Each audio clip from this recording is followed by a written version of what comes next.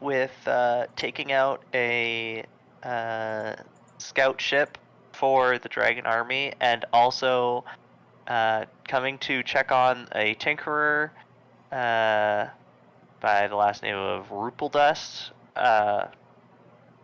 Tanya is her first name. Southwest of Calaman. Yes. And so we did a big fight on the scouting ship for the Dragon Army. Ended up killing a bunch of them, or all of them, and we took over their ship. Abbott was actually able to command it mentally. We took the captain back to Calaman because he had an appointment and his ship was damaged. And then we headed back out to the Tinkerer's place, got there, walked up a little hill and realized that her workshop was under attack by some goblins, and there was a bunch of mechanical things contraptions harassing all the goblins. There was a set of dentures, a chicken pooping eggs at people. There's just a bunch of craziness. There was a sorcerer casting some blood magic that Arno tried to go and kill, but she escaped. There were a couple hobgoblin leaders and a various amount of goblins. All the goblins died except for one, I believe. All the hobgoblins escaped, and except for one, and the sorcerer escaped. After the battle, Rupeldust came out and talked to the party a little bit, and the party convinced her, as per the marshal's orders, to come back to Calaman to assist in the defense / advisement of the Calaman military. And this is where we sit right now. Everyone loaded up on one of the skippers that we have, and we're headed back to the boat there, which is downstream a little bit. And yeah, that's where we're at.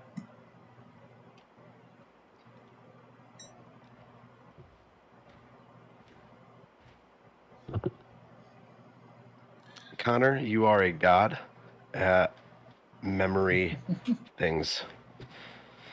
So smart. I concur. Much He remembers brain. that. He kind of reminds me of Eamon, like how Eamon remembers stuff that none of us remember, and he just blames that on his it's like autism or something. He blames it on some shit like that. I totally see that, yeah. His diet autism. But like Connor doesn't have that. He's just genuinely a genius and smart, you know, because he doesn't smoke pot or anything. I think Connor's a wee bit on the spectrum, tiny bit. I think a lot of people are on the spectrum. If you have ADHD, I see where you're coming from, Levi. Spectrum. I see where you're coming from, Levi. It's a little bit of jealousy, but that's okay. I understand. I love you. Coming from someone who was like barely past elementary, middle, and high school, I feel very honored for someone to call me smart. Are you fucking kidding me, bro? Yeah. I was in fucking resource room, dude. I struggled. Same. I only did good in school because I was amazing at fucking destroying people on the fucking wrestling mat, bro.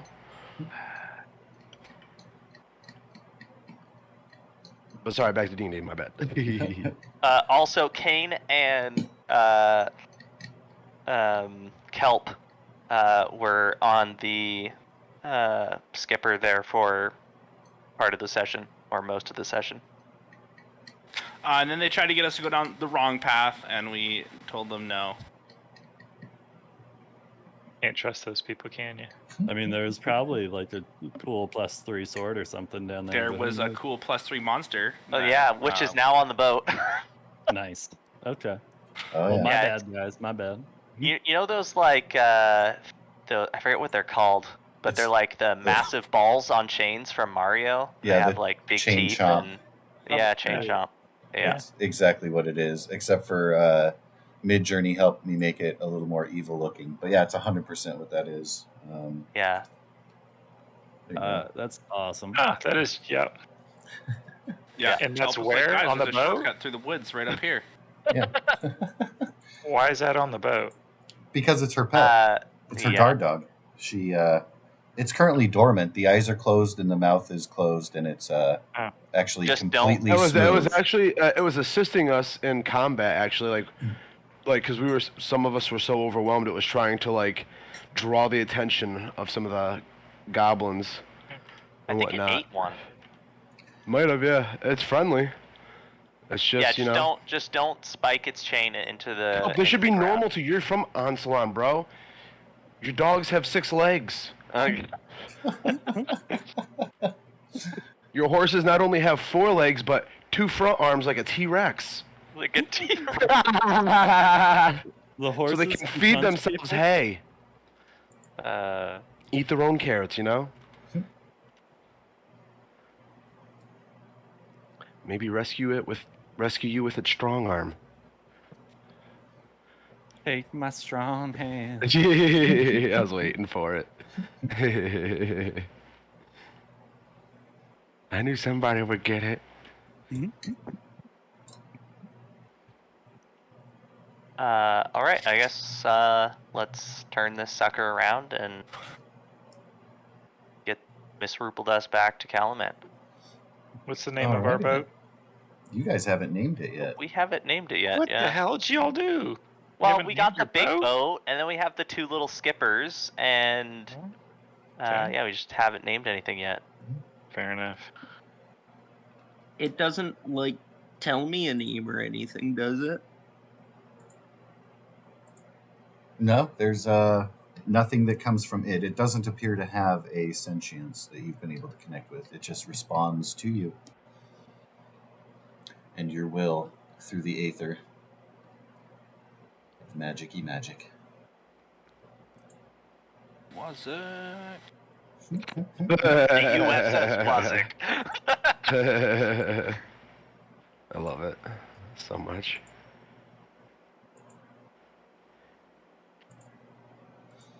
All right. Except it would be like the KMS. The KMS Wazik. We're headed back to Calaman. Camus. We're going back to Killaban, brother. We're going to Cinnabon. Do it. Do Cinnabons exist here? In Sure. Albany. I think they There's have. No, Cinnamon bread. I mean in Killaman, you retard. The old Cinnabon. Sorry, that was aggressive. Also, that's a bad word, Ray Ray. Shut up. Just because it's true. I'm gonna bully you the way Levi bullies me, bro. I don't bully you. Brunhilde bullies Arno. There's a difference. Oh, yeah, exactly that. Fuck ass. Fuck face. So, do you guys have like animosity that bleeds over from Age of Wonders? Like, you guys get into that? It's like a childhood, you know? You guys just hold on to, nope, you can still fuck off after your army did that to my... We'll be friends next You in week. chess. I've never beaten you in Dragon Chess. I'm still upset about it. Between that and the sexual tension, it's just crazy. Well, yeah, I mean, that goes without saying, of course. Why do all my girlfriends fall in love with you?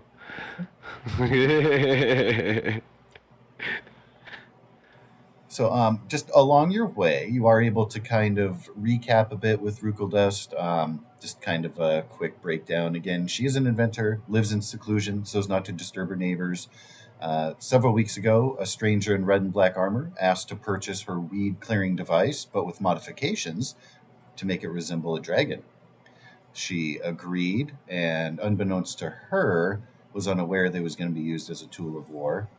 The stranger also hired her to design another device, which he was supposed to pick up today, but instead, the goblins showed up, along with the hobgoblins and such, and demanded that she turn over the items, and she was kind of getting a hint that her devices are being used for malign reasons, so she refused to hand over orders, and that's when the goblins and everybody started attacking.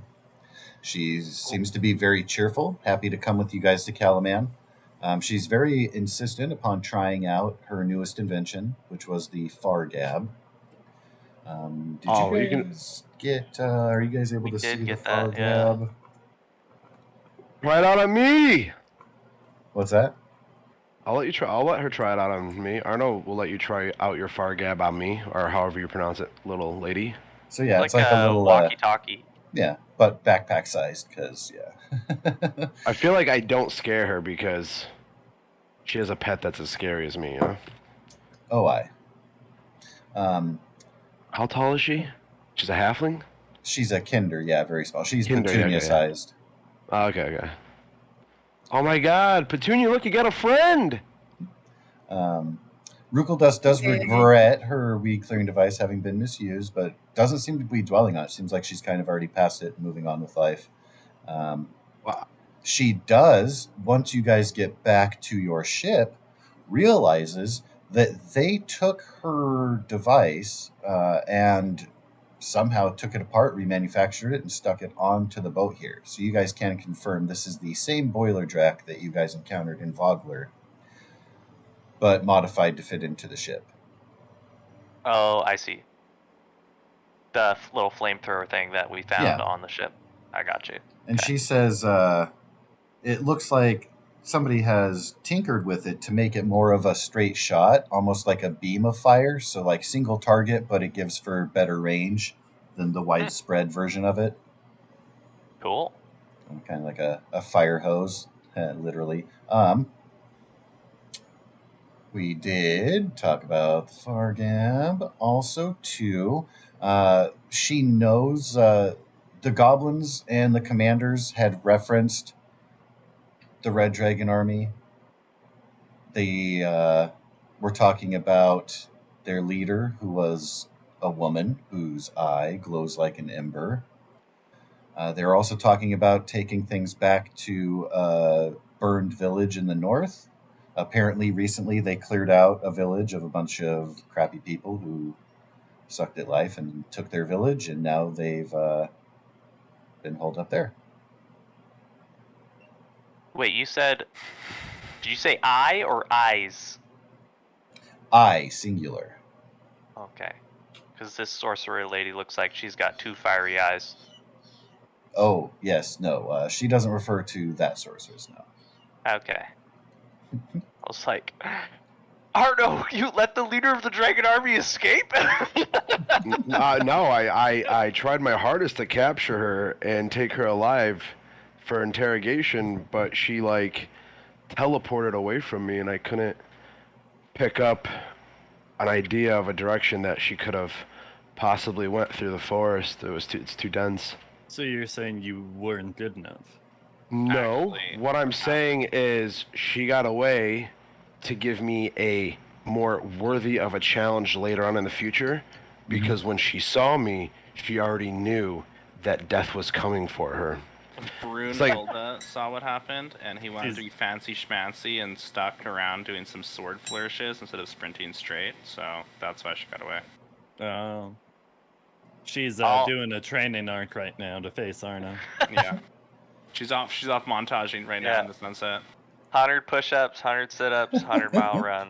Can I get put in a zone of Every truth, day. and can we all retell our stories? That seems the only fair way right now. So my question about Zone of Truth, is it your truth or the truth? You would have to believe what you are saying. Right, Arno 100% believes that he tried his best. Well, yeah, but he also, too, as much as he may have written his journal about centaurs and stuff, he would personally know and remember that there weren't actually centaurs there, unless he's losing his mind, which we need to clarify before we move further. I point you to the little clip of GIF that I put down on the bottom. I think he thinks there's centaurs. Listen, Arno's crazy. Listen here, buddy. All right.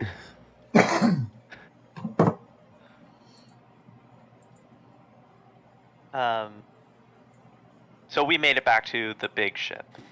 You have made it back to the big ship, and your coast upstream, it is getting dark by the time you arrive at Calaman. Sun is just cresting over, dusk is hitting, and it was a pretty eventful trip up.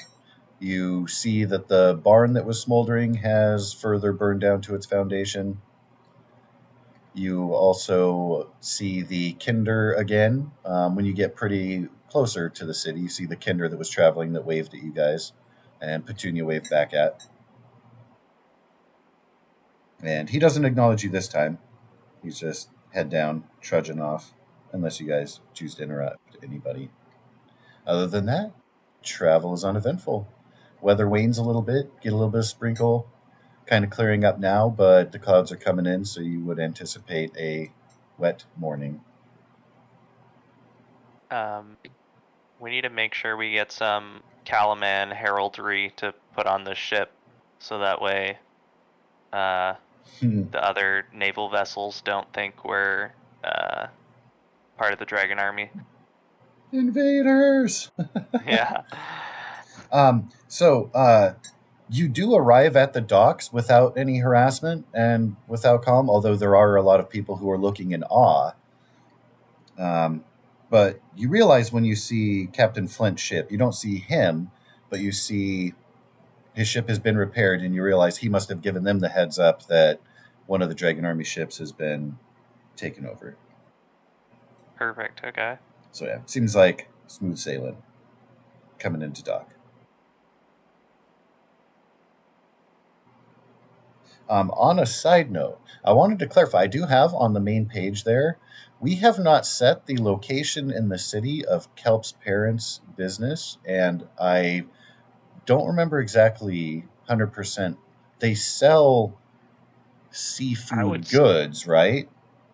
I would assume it's in the dock area. It's probably on the northeast side of the bay. This harbor. building right here looks there you like go, a like pearl. that. Yeah, I love it. Oh, that's Perfect. cool. Nice. It's different, unique. Yeah, that's where we're at. There's the White House. All right, cool. And then they specifically out of the shop operate. How does that look? Say that question again. How does their shop operation look as far as what do they sell and who runs the counter? Or do they sell? Do they offer services? Because I know your mom too is like a fortune teller, so I don't know if she has a booth or a table, crystal ball or something. That's in the back room. Okay. We keep it on the down low. No, they sell to the public. It's if they want to walk in, that's fine. But it's not. We mainly sell more to the restaurants than anything else. But we definitely. You're like a wholesaler. Kinda. We pride ourselves in what he catches. So he's. But you can come in, but it's not like a huge store. We don't have a whole lot of variety of different things other than oysters and clams. So that's what we definitely specialize in. There's only so many different varieties that you can sell. We sell them all that we get, but it's not like it's not a cute store where you walk around and look at trinkets and other stuff. It's pure like a destination shop, yeah. No. We are all business when it comes to clams and oysters. Has your family been the prime supplier of the Steady Beacon? Or would you get away from the fish stew and it would specifically be like mollusks or... Yeah, whatever they want, we'll get them. And we can help out if we need to get other stuff. But yeah, we definitely, if it's a restaurant, we supply there, especially in this town. Okay.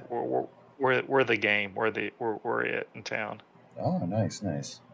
There's a similar place in my hometown where I'm from, like the Key City Fish kind of ran the gamut of we supply the restaurants of their fishy needs. Yeah. Sounds fishy. Sounds right? fishy. Yeah.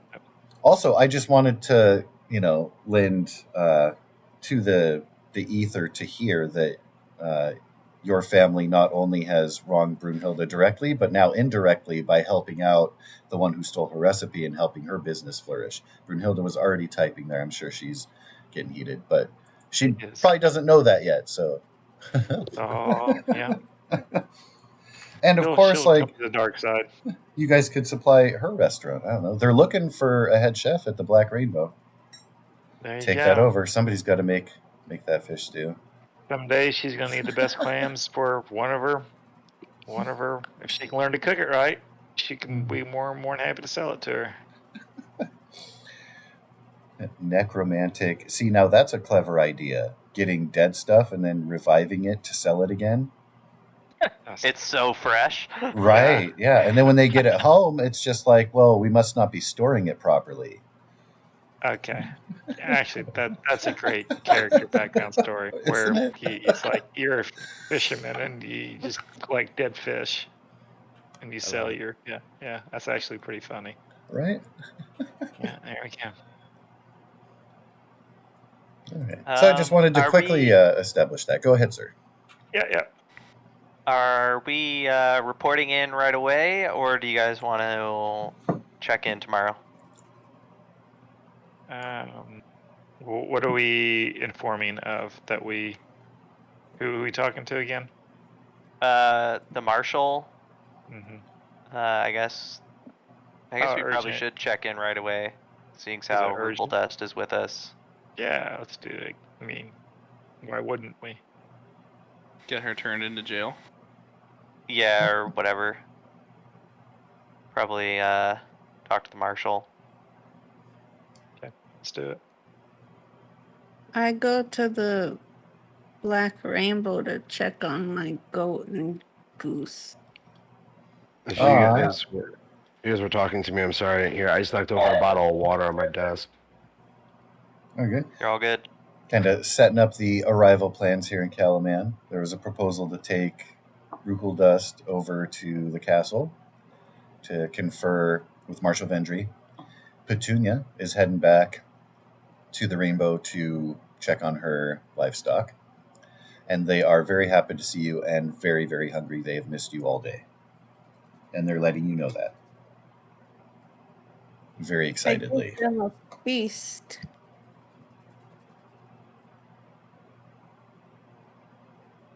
And so they shall. And is that taking place in the room, or are you taking them out for a walk, or downstairs or anything?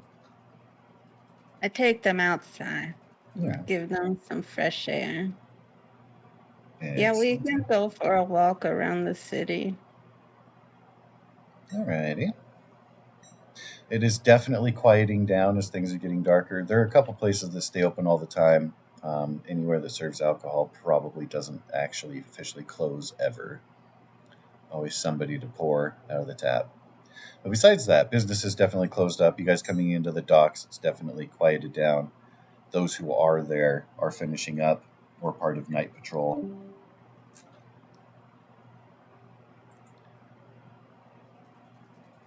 Did we... Lost Abbott. Oh, okay. Yeah, Abbott just got DC'd. Oh, no. What a nerd. Hey! False alarm. No, he's still a nerd. Oh.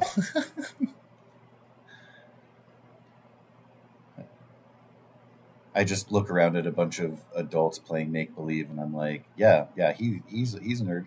Just him. Yeah. All right. So, is there anyone besides Petunia who is not going to the castle to deliver Tanya?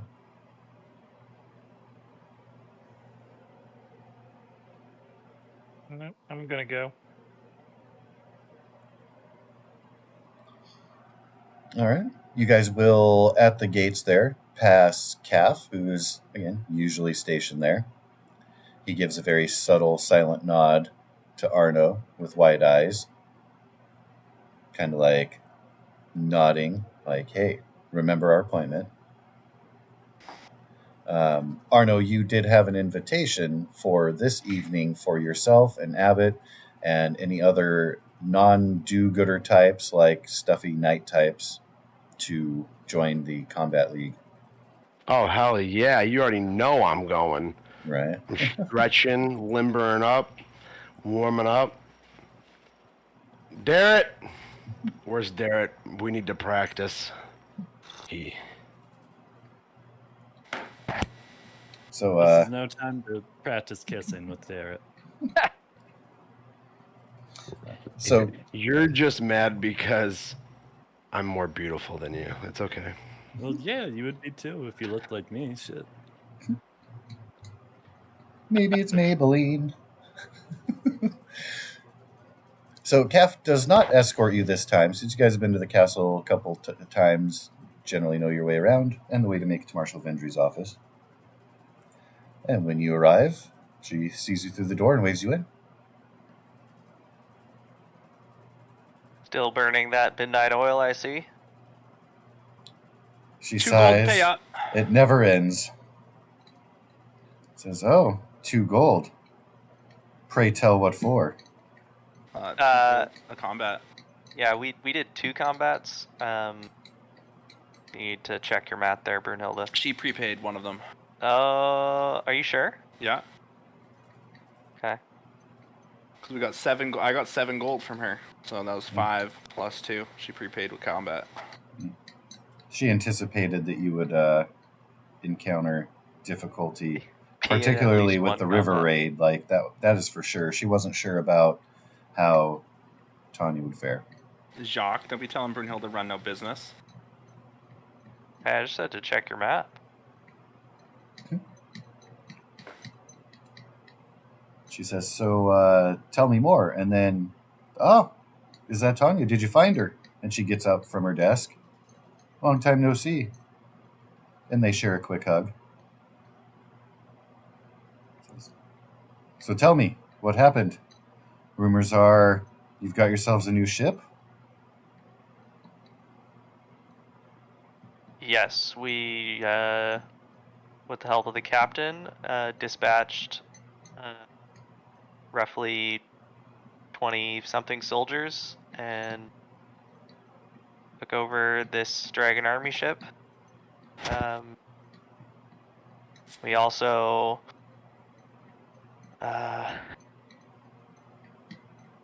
happened upon Miss Rupeldust here under attack by a bunch of goblins, who apparently seemed to be working for the Dragon Army. Oh, they sure were. They wouldn't stop talking about it. Really afraid of that burning eye one. Or fire eye, I don't know. Something about the eye. As a good employee, it is my duty to inform you that Miss Rupeldust sold dangerous technologies to the Dragon Army. And Rukeldust gasps. It's like, well, hey now, wait a minute. I thought we were past this. and also that our party failed to capture a dangerous sorceress that was accosting Miss Rupeldust's home approximately 2 hours ago.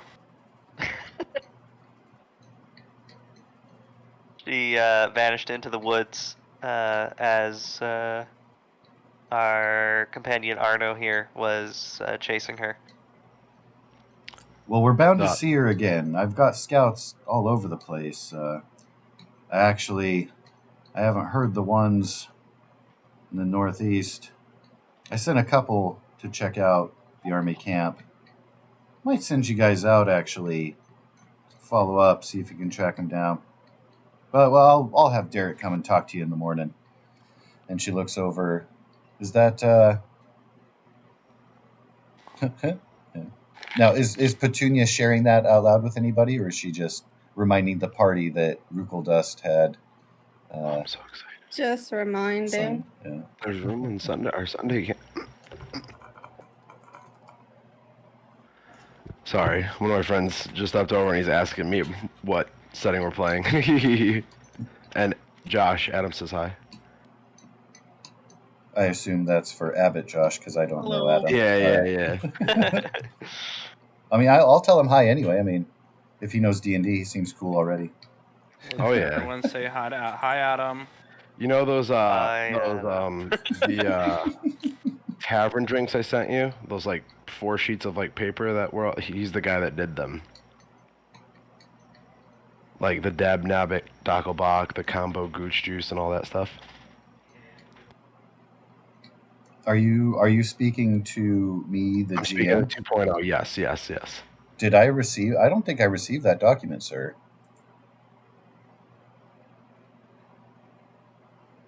There's some kind of booze document.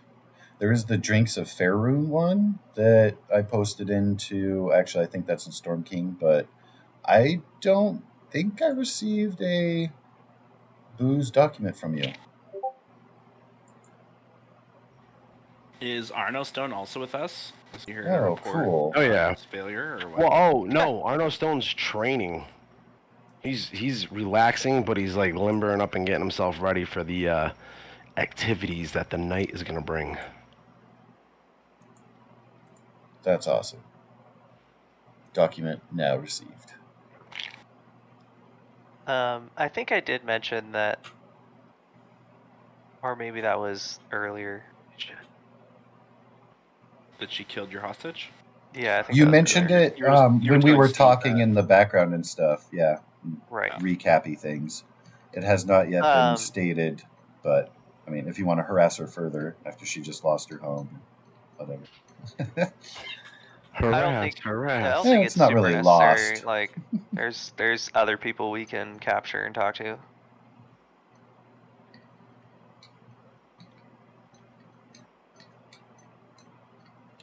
Sometimes in the heat of battle, you have to I dispatch 100% an agree enemy. that she's sus. I disagree with Jacques' decision here.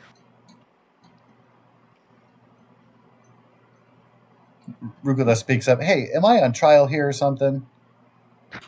Probably should be.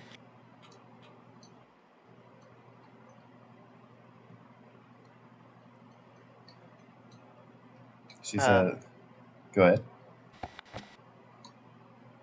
Yeah, I was just gonna say that, like,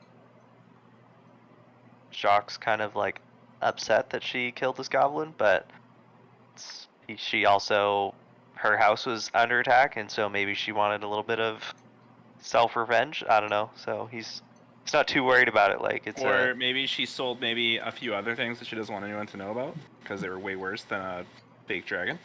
maybe, but Jacques isn't, you're guilty until proven innocent type. So Well, I'm not saying shit because I haven't been paid. So there you go.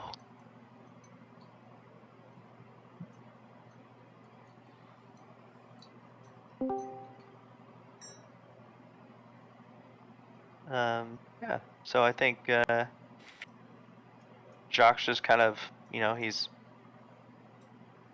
he's delivered the assignment to the marshal, and now he's basically like standing there. Do you, like you just said, you might have a job for us, and you'd get Darrett to talk to us tomorrow. So, is there anything you need from us right now? Oh no, go and get your rest for the evening. I'll probably have a couple things for you. If you don't mind, I'll send Darrett over the meeting in the morning to the Black Rainbow. Sounds Get you good. caught up. She says, so just a matter of, if you don't mind, ma'am, and she gestures to Brunhilde, if you could stick around here for a minute, I can get some coins counted up. I'm a little short on gold if you don't mind converting into silver. she what? Sorry. She's asking if you don't mind that she pays you partially in silver because she wasn't prepared with the full amount of gold itself. Oh, as long as the total is the value of 2 gold, no problem. Of course. So yeah, she's asked Brunhilde to stay behind to receive that payment and is giving the rest of you your leave to rest and anticipate Darrett's arrival in the morning. Who else went for 2 gold a battle? I don't remember who signed up for that or not. I think everybody actually, you pretty much negotiated for the group to receive that as their payment stipend. It wasn't just you. Ah, I see. But you do get all the glory for it because no one else haggled really.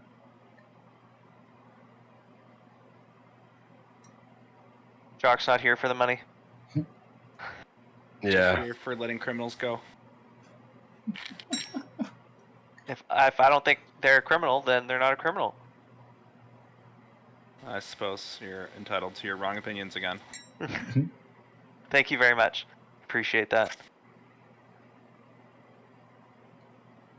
Jacques is going to go get some rest. He's pretty tired. And take a little bit of a hot tub and go to bed. All right. Well, before you make it to your bed and to the hot tub, upon arriving at the Black Rainbow, you're heading up toward the stairs. You hear a voice call your name, and you see Lady Anne de Molay, Knight of the Sword, sitting at the bar, chatting with a bartender. Let's see, what would he say?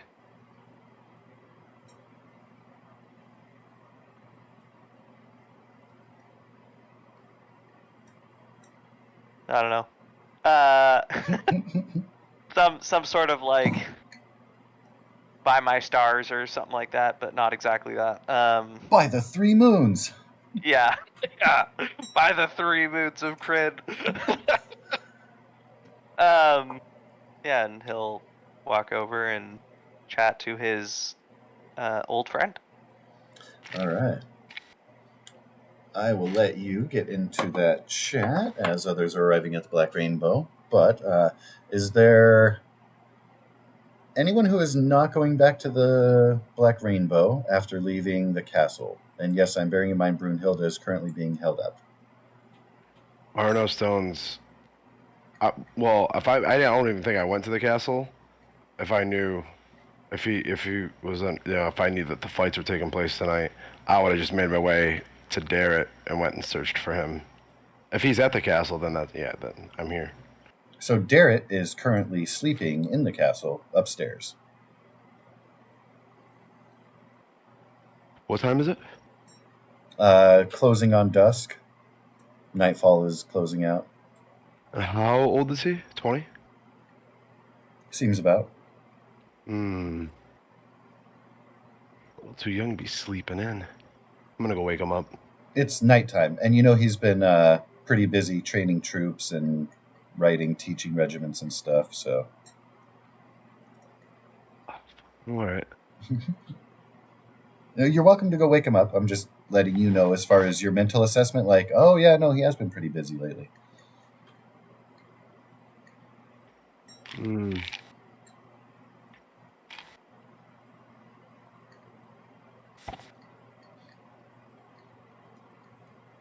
All right, well, shit.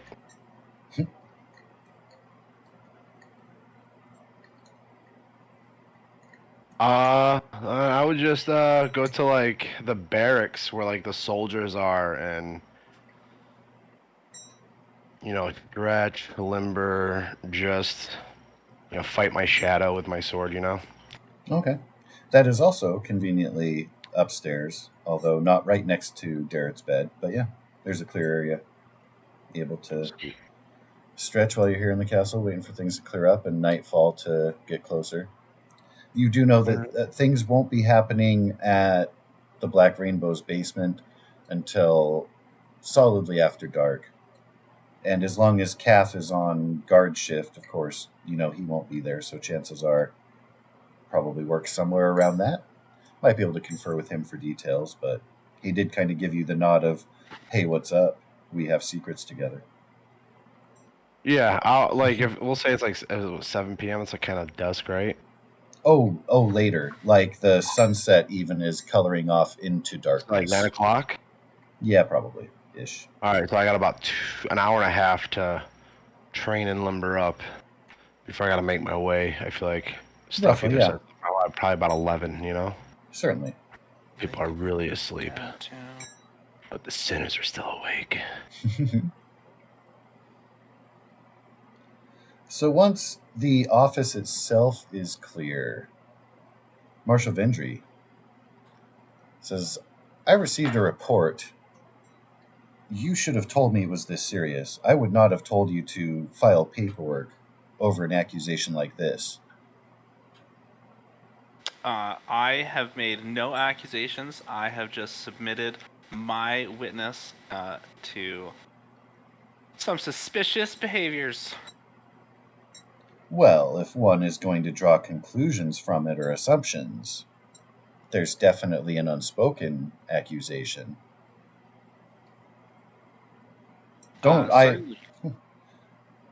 I certainly want everyone to be alert, and I appreciate this being brought to our attention.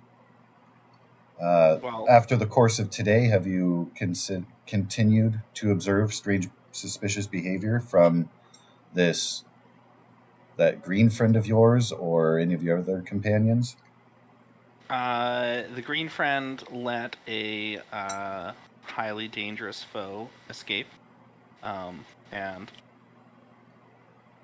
being one of worldly knowledge from a different plane, wasn't able to locate them in some thin forest afterwards. So the list continues to grow. Says, well, this could be serious. This could lead to a formal tribunal. I feel obligated to let you know that he's not the only member of your party who has had accusations of wrongdoing shown, particularly during the events of the invasion of Vogler. Are you prepared to defend your allies or be held under scrutiny yourself? This could escalate. I am blameless, so I would have no problem giving a honest and true testimony in the search of the law. She raises an eyebrow, says, I see. Well, if you don't mind, please continue to keep this conversation between us, but be prepared for the fact that if enough testimony is gathered, or if there's a strong enough push to investigate further or even interrogate, you and your friends could see yourselves before myself and the council. It really does complicate matters, as we can pretty well presume that we're well into wartime. I'm sure that you will do what you have to do to ensure the safety of your people. And I would hope that if you would presume to bring charges against myself, that you would follow our dwarven custom and have peers there to hear my testimony. Says, well, we have a way of doing things here. We don't try to play favorites or bring in social customs from other lands. Our laws are our laws.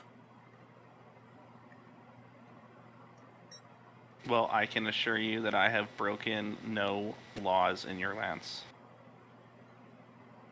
Well, as much as it warms me to hear that, and I can see the sincerity, we'll have to see how this plays out. Be on your guard, be watchful. If you see any dangerous signs, I'm reluctant to continue to send you guys out of the city if there really is a nefarious plot going on and there's an opportunity for them to do us harm. Is this something where I should revoke the deputy status of your group? That is up to you 100%. I am here for a fair wage to do a fair job. If you're unsatisfied with that, that is fully within your means to, sever that agreement and contract. Well, quite the contrary. We've actually been quite impressed with your deeds and actions so far. That's why this is so trying. To have even suspicion among your own membership, well, I guess these are times when the wind blows that way. She trails off, reaches under her desk, and grabs out a handful of about 6 gold coins, and then a bag full of silver that will fulfill the rest of her obligation. Says, thank you for taking the silver on short notice for your extra efforts. Coin is coin. Says, please, if you don't mind, distribute that amongst your friends. And have you had an opportunity to speak with Raven? I have not. I will look for her tomorrow. Says, okay. Kind of got rushed out the door here this morning with some pressing matters on your behalf? Oh no, be prepared for it in the morning. They're moving forward. Most days are going to be filled with pressing matters. Brace yourself. Perfect. That's all right. Well, that'll be all, unless you have something I'm else. going to kind of toss these bags of coin in my hand. The heftiness of this bag has just triggered my memory. Watch out for the tinkerer. And then I'm going to walk out of her office. She's like, wait, do you mean Tanya or Than from Vogler? What you got against Stan? Tanya. Says, oh, we're old friends, I assure you. She's quirky, but I promise she didn't intend harm to befall anyone with her inventions. Oh, that's the same song and dance I heard from the council in Vogler, so I wish you good day. It is 100% paralleled because you levied the same concerns about Cudgel. Beckland's like, nah, she's all good.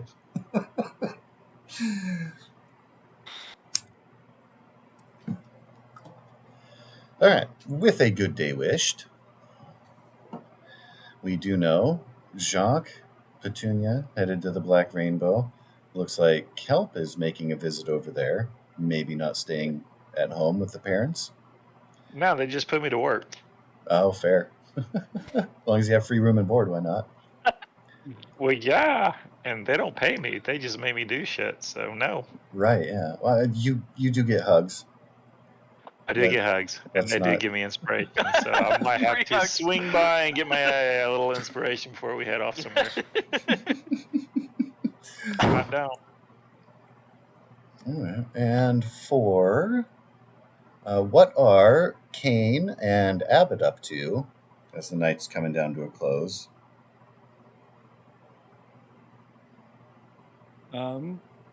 Kane is probably just taking it easy in the inn.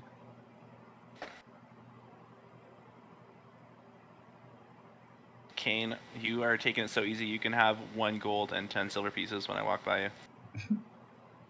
Thank you. I will be also doing the same, actually. Perfect. I don't have any... Huh? What was that? Sorry. You can have 1 gold, 10 silver pieces. So the minstrels are kind of wrapping up for the evening. They've been encouraged to play another song. I will tip them a silver and encourage them to play another song. Are they playing The Sound of Silence? They could if you want. Oh, why did the music stop? I had music going. All right, well, here you go. Oh, looks like it's... Right now, it's Leonard Cohen. It's Hallelujah. Yeah. Would you like to make a request, though? Star Wars Cantina music. Play the same song. Dun, dun, dun, dun.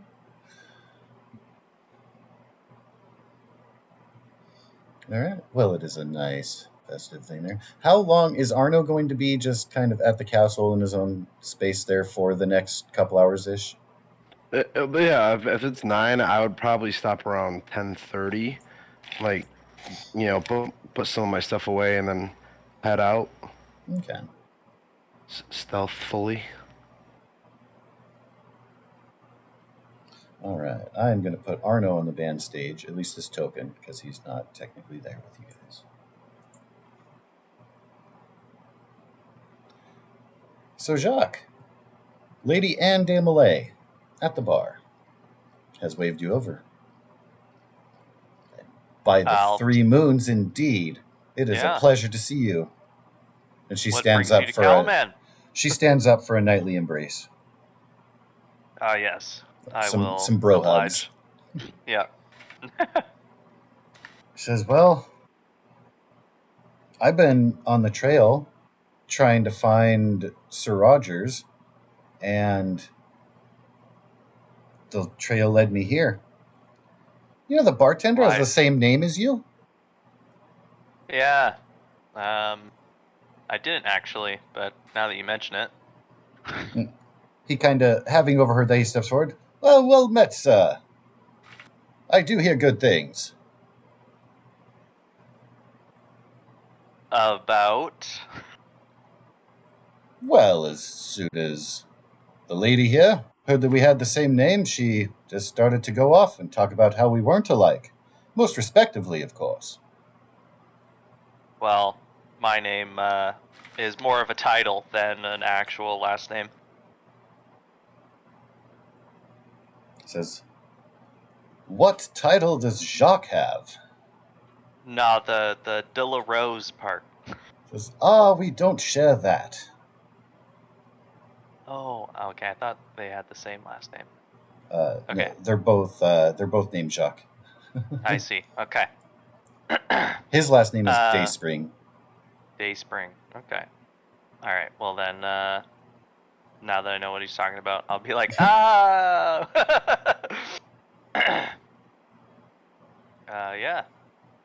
No, yeah. Yes, Jacques is my actual name. So, Anne, why are you looking for Sir Roger or Sir Richard? Sir Richard Roger. Richard Rogers of Riverside. Yeah. Of Riverside.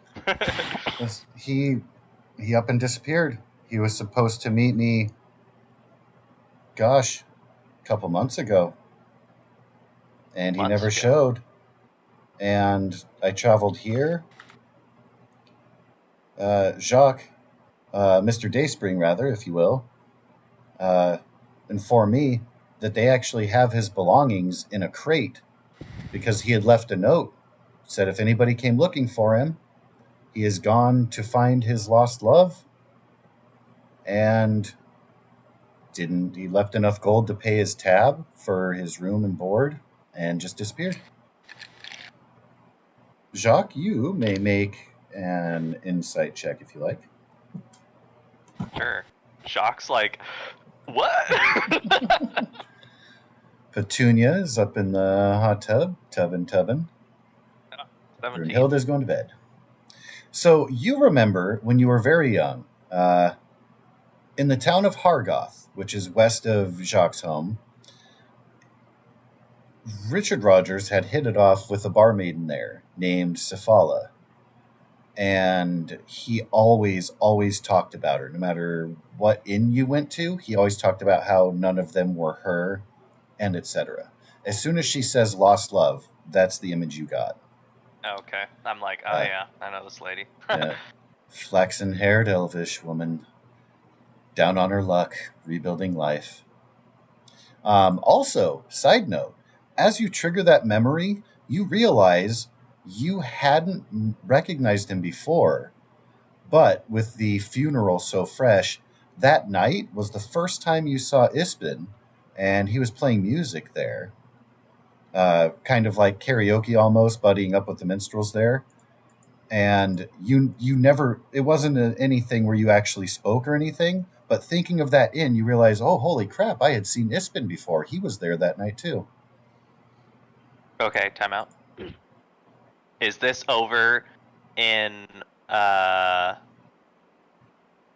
In Winterholm? So, which is near Hargoth? ? I'm just curious. Yeah, so I can jump over to the map here real quick. Oh, is that going to kill our music? Probably.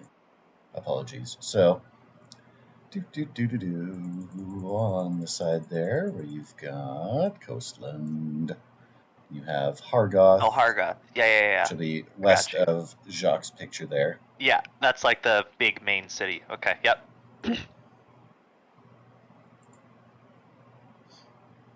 So yes, I remember now.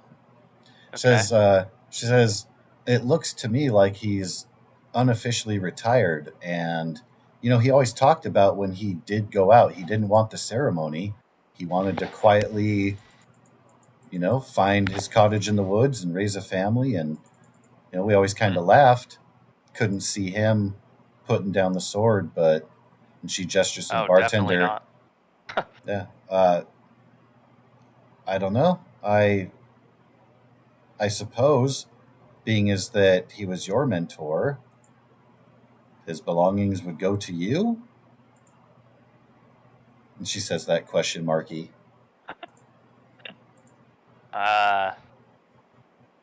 Guess? I don't know.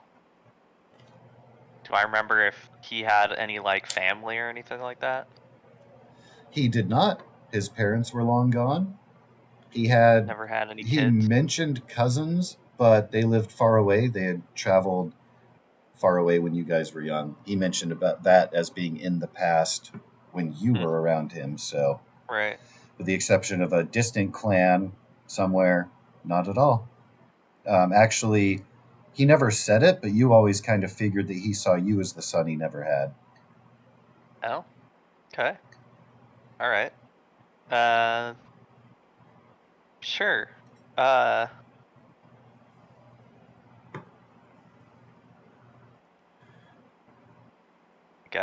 guess.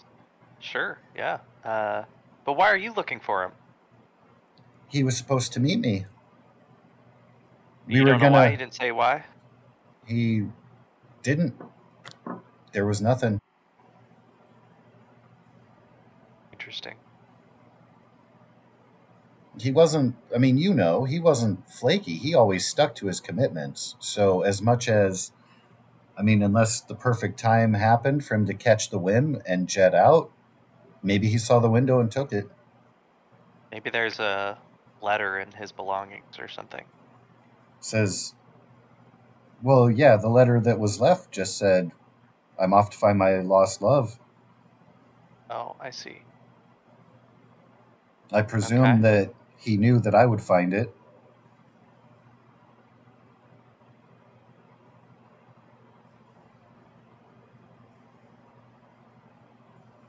Was he supposed to meet you here?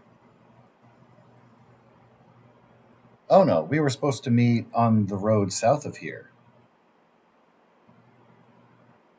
Interesting. I thought it odd that he didn't have a formal town or place of resting and drinking to meet up as well. He was never one to turn down a fruity wine. Oh, did you just get here, or have you been here for a while? Oh, I think I came in a little ways past noon.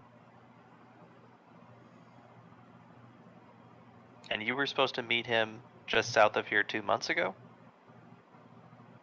Yeah, I went back and forth. I hesitated coming up this far, but with all the rumors going on, I figure I need to get back home. If I was this far away, I might as well check this place. Luckily, my gut served me well. And she looks up, says, or maybe it was more. She's looking up at the sky, invoking divinity, of course. Oh, totally. Well, it could have been. You know that I'm blessed like that. Well, if you're headed back, you should at least warn the headmasters, and let them know that there's a dragon army out and about in these parts. And I don't know. Is it true that there are some kind of dragon man monster things? Oh yes. Yep. I've dispatched a few of them already. Wow. They're nothing special. So the stories are true. Yeah, some of them like blow up or splash acid on you and whatnot, so you gotta be careful when you're taking them out, but they're not too scary. Says, well, if it would help my word carry more weight if you would be willing to take down your eyewitness account that I can bring with. I'll stop by every keep I can to provide warning. Oh, sure, definitely. From what I've seen and heard, war is definitely coming to our lands. Oh, it is here. Small village just northwest of the city just got sacked. Oh yes, I've heard all the tales of the tragedy and the heroes of Vogler. She kind of looks around. Where's the little one that caught the fish? Is Petunia right there? Or is she Petunia is, and I quote, in bed now, snuggled with goat and goose. I see. Yeah. I'll describe Petunia to her. Tell her that, she's probably sleeping or something. But Jock he'll like to when she says heroes, and he's like, I'm no hero. That's your job. I'm just there to be a decent leader. Because you have always been the humble one. Sir Rogers said that was going to get you in trouble someday. Yeah, I know. They got me signed up to the Knights of the Rose.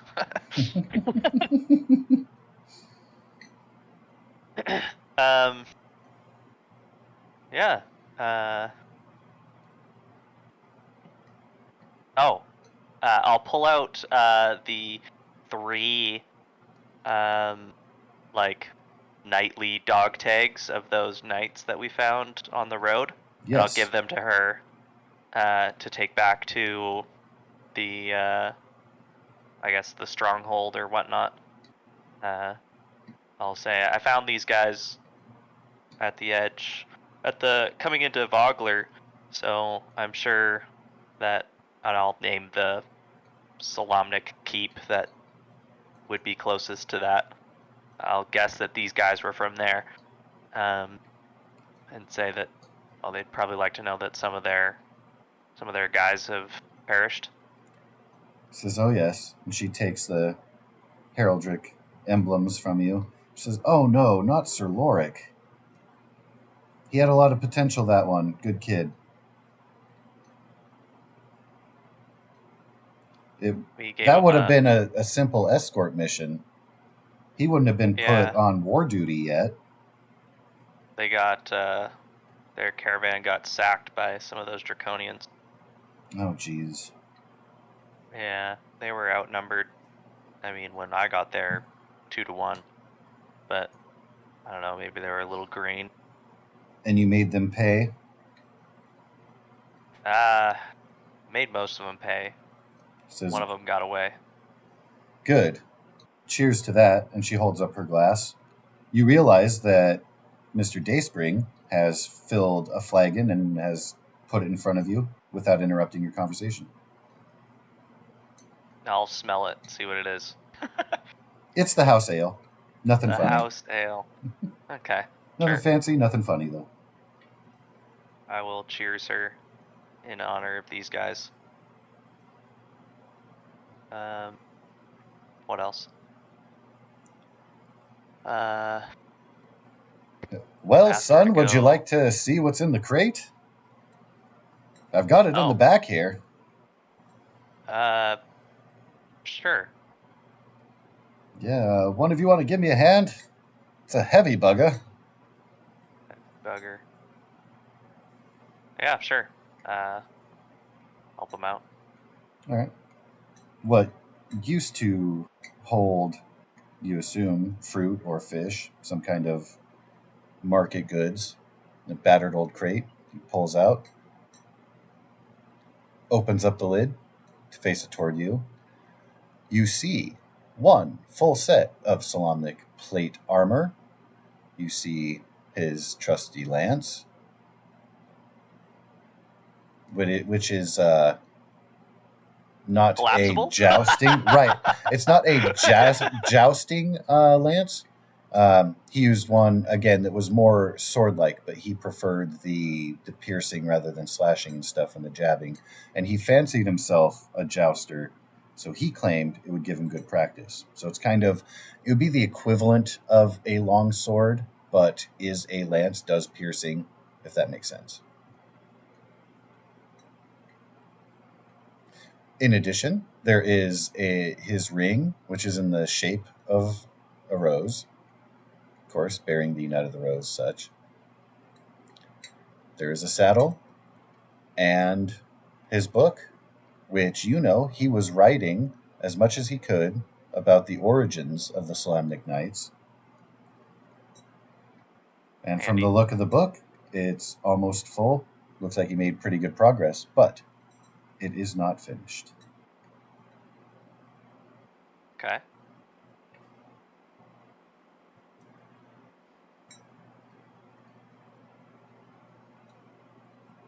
Those are the things.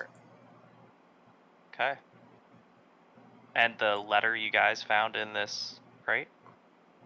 She says, "Oh yes, I've got that," and she reaches behind her back and pulls it forth. It's a little bit crumpled now.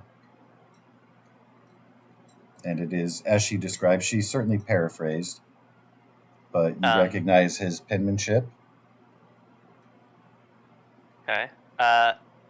Would Jacques be aware, / if there is such a thing, as invisible ink? Yes, you would know. You probably haven't used it yourself, but you'd be aware that such things do and can exist. You actually would have heard it being used more on treasure maps than messages, but yes. Okay. He's just doesn't believe that he would, he was getting older, but I don't know, he just never saw his mentor just leaving. So he's got to be up to something. The part that rings true that it would give only a little bit of doubt is the fact that he did say when he retires, he wants to just fade into the background. He doesn't want ceremony. He doesn't want a passing of the torch. He just wants to no longer be there.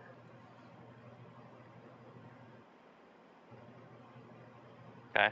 So that is one part where it's like, well, yeah, he did say, but it is kind of sudden. And he likely wouldn't have shirked an appointment without correspondence otherwise. I mean, the note that is left here, you do feel like, this is kind of flimsy.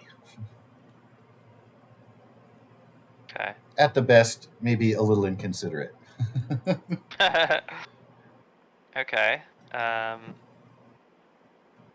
Well, I guess I'll sit here and reflect on all of the good times that we had with Anne and Richard, and a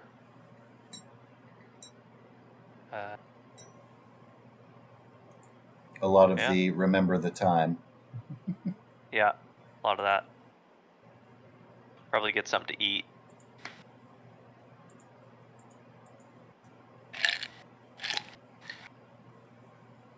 And inquiries about what Anne has kind of been up to over the past since I last saw her. Yes, a lot of running around. Yeah. And when she's telling you her stories, a lot of times she kind of comes back to, hey, do you remember the time when we were at the place or we did the thing? So yeah, this time it was like that, but different. Gotcha.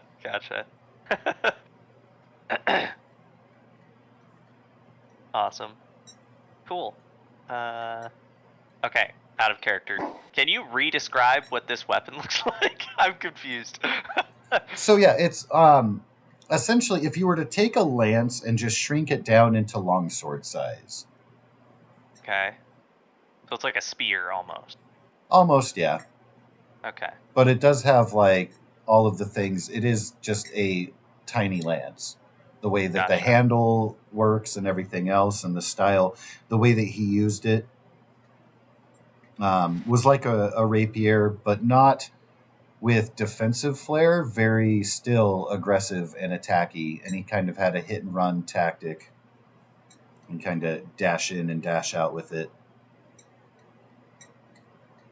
Okay. Interesting. All right. I will. I'll throughout the night, I'll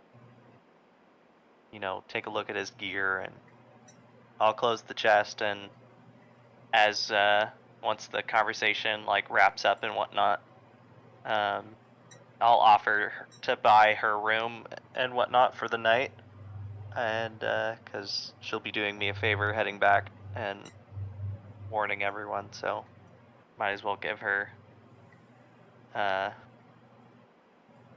little whatchamacallit, hospitality. Certainly. But yeah. You guys do have spare beds in your rooms. You could offer her one. Oh, sure. If such was at all a concern. She does say, No.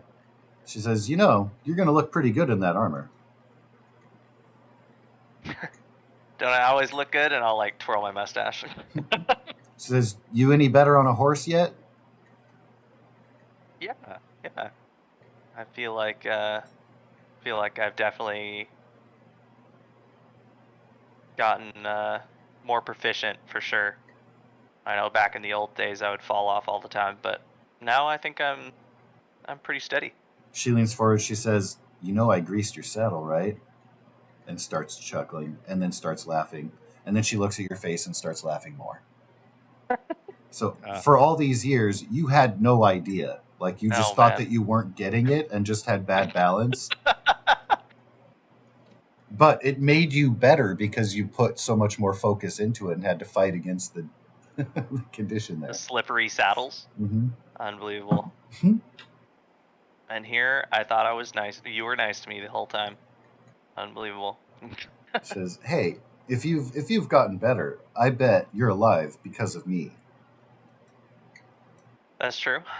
Yep. And she winks, clanks your glass again, chugs the rest of her glass, says, well, I've got to haul it in. I'm going to head out early in the morning. How early are you going to be up?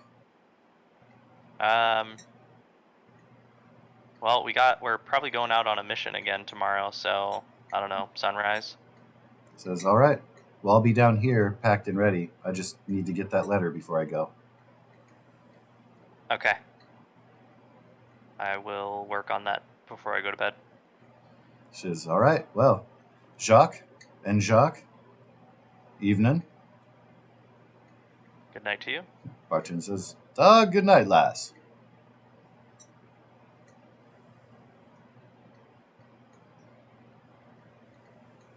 And yeah, I'll go upstairs and write this letter, and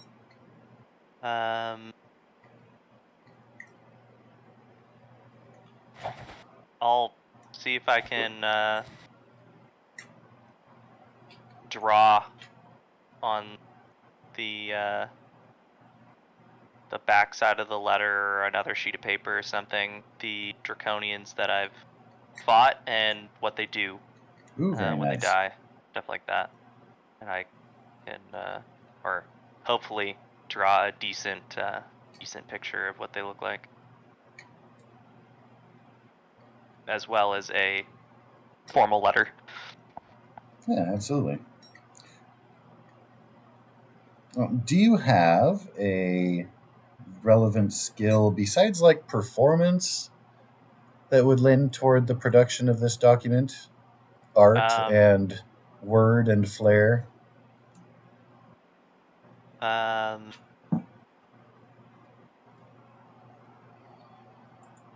don't know. I could do like persuasion and then sleight of hand for the drawing. I like it. Yes. Good call.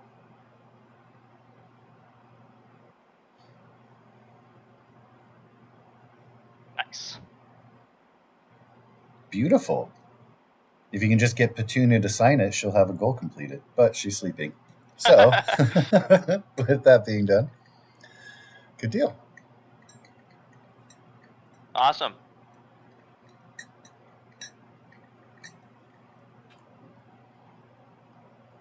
I'll take a look at all my goodies after someone else has a turn.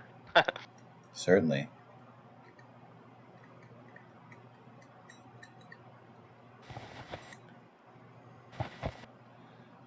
So are there any desired nighttime activities at the Black Rainbow before closing to bed?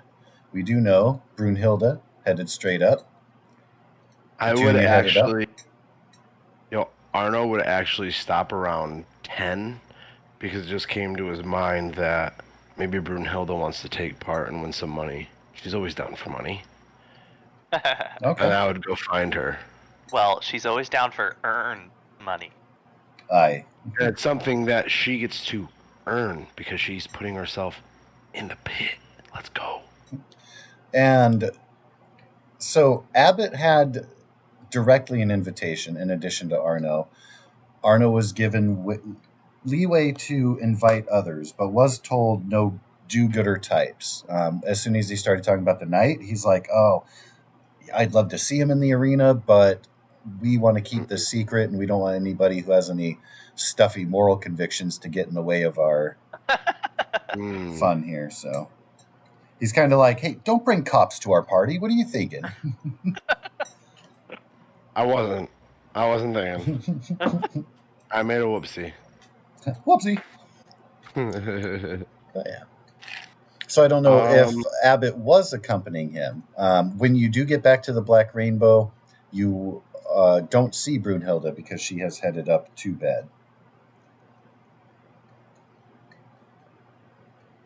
If I was to go, search the rooms, Brunhilde, would you be already asleep, or would you kind of just be like laying down relaxing? Well, you would find 20 silver on your pillow. Yeah. And you would see a mentally and physically exhausted Brunhilde from a very long day of working hard and being emotionally damaged, probably just snoring away, with some like inhale, exhale, big tummy up, down, just snoozing away. Does she wear a night mask? No. No.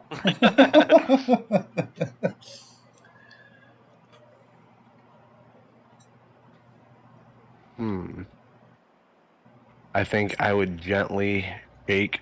Hey, Brunhilde, hey, wake up. I got an idea to make money. Me and you can make some money right now. I just keep shaking you, talking about money. Just whispering money into your ear. Wake up. Brunhilde! So you don't have to make a check. You are welcome to be woken by the promise of money. And since he's whispering in your face, I don't know what the toothbrushing habits are of half-orcs from Waterdeep in Faerun. How's your breath this evening, Arno? Smells like her fish stew. Oh, it smells like a heavy scent of some sort of fruity fey flower. Oh, wow. But with a really musk overtone. A really musk overtone. Amazing. Bubblicious. It was all outdoor fruity, flavor. And then it's like, oh shit, that's his actual breath, Gotcha. You are able to dodge a swing of her pan in response. I knew that was coming. Yep, I figured. Hey, Brunhilde, are you awake now? Does that mean you're awake? What do you want? Hey, so I have to go down to this secret thing where I'm gonna duel people, and I think you can do bets. And I have some money I could give you. Maybe you could bet on me and we can make some money. A fool is soon parted with his money, and I'm gonna turn over and put the pillow over my head. Damn it. Do you wanna take part in fighting in these events where you could win gold and be showered in gold and praise? No. All right. This was all a dream. I'll see you in the morning. Then Arnold's gonna sneak away. So we have not yet accounted for Kelp and Kane's and Abbott's activities. I'm just going to bed. Yeah, me too. This is specifically the stuff that Abbott has started trying to give up. So he is also okay. going to bed. Yeah. Okay.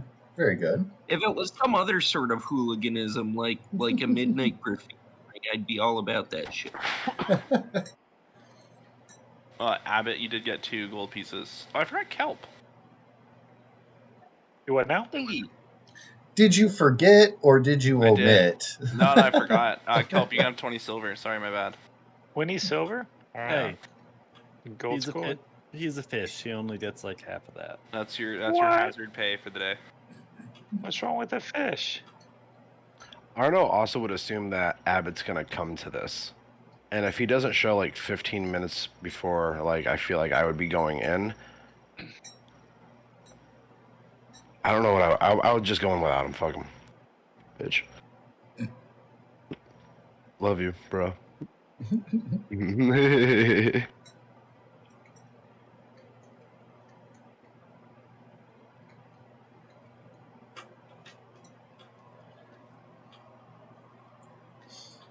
All right. So then, as things are closing down, Arno will be able to make his way. Of course, you need to wait for the cooks to leave, kitchen to clear out, so you can make your way down the hatch. And as you're waiting, you see people starting to fill in. You don't recognize a lot of the figures, and you almost barely tell, like they are well practiced in sneaking into this place and making their way down without being noticed. That said, Calf will just directly approach you. Say, so, you ready? And he cracks his knuckles.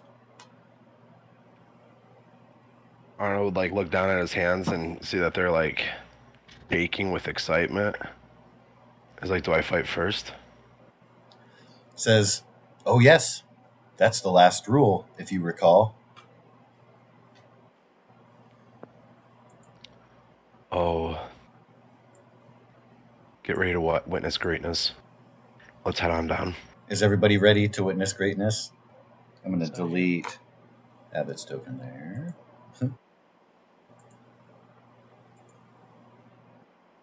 So Calf will kind of lead you down.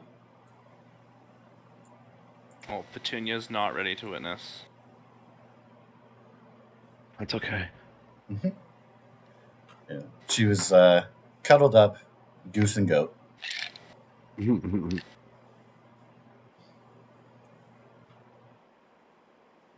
So there's a man who steps forward from the center. Says, well, Calf, you've brought us a new friend.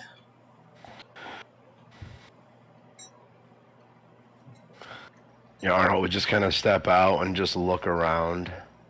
Just kind of meet eyes with everyone to see who he's surrounded by. Bro, Brad Pitt's running this pit? Oh my god! Pun That's intended. Amazing. This is Fight Club. Right? Yes. What's the first rule of Fight Club? Shut up. If you zoom out on the page, you can see the list of rules listed out. You don't talk Maybe about on the the Calumet right-hand Combat side. League. You do not. Oh, there they are. Well, maybe I should report Arno and his secret spy group. You may consider it. Oh no, that was a dream. Oh my goodness, this is too good. So we are totally getting him imprisoned. This is so bad. Like, that's what you guys think, but everyone knows that Arno has the heart of a puppy. Aww. And he's just too cute to lock up. They love him. What do you? They love him. Like a badge, or? Huh? What do you keep the heart in? Like a badge or a jar? My chest, you dum-dum. I got a jar of dirt. So, Arno, can I please get a perception check from you, sir? Oh, yeah.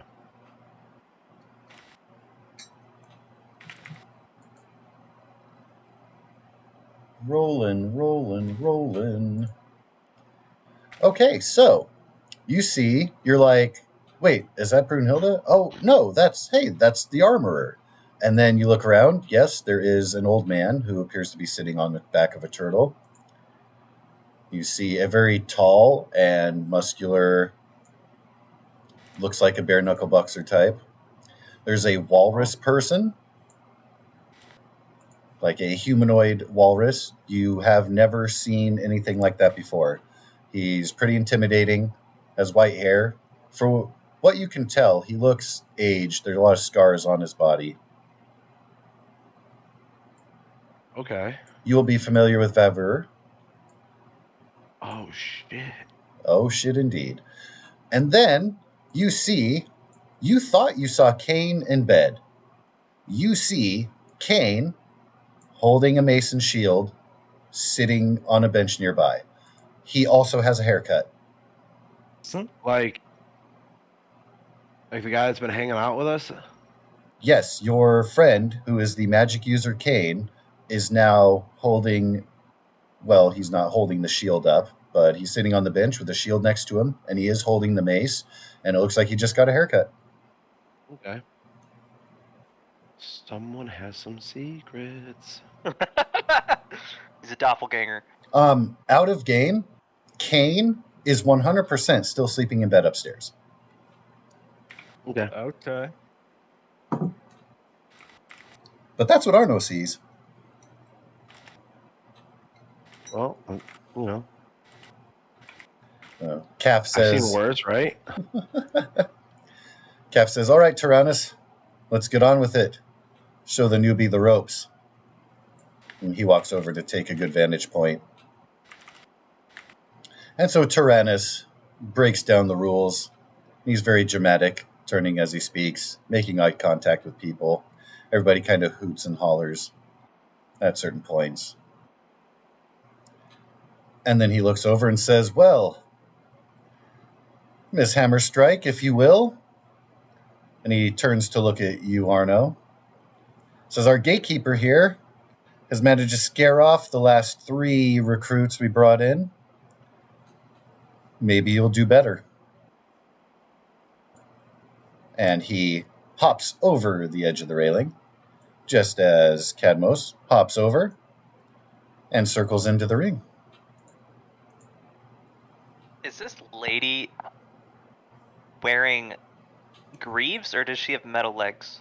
He looks like a fucking... Oh, I didn't mean to do Yeah, that. I hit the wrong button Overall. It looks like a dwarven overall. fucking Oh, no. Yeah, you're dead. street brawler. That's like a mechanic. So I was considering taking the tavern brawler feat and then some levels of monk so I could beat the shit out of you with my fists, but she's got it.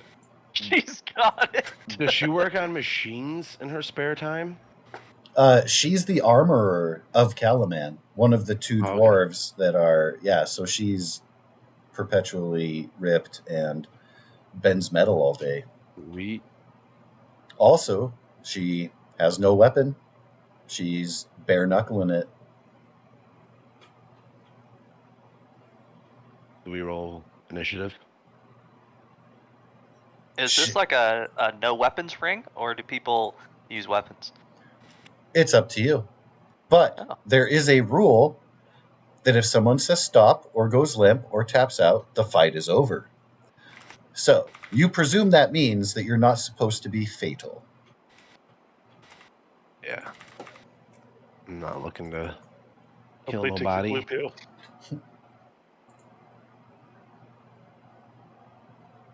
My blue pill, huh? Mm-hmm. You don't go limp.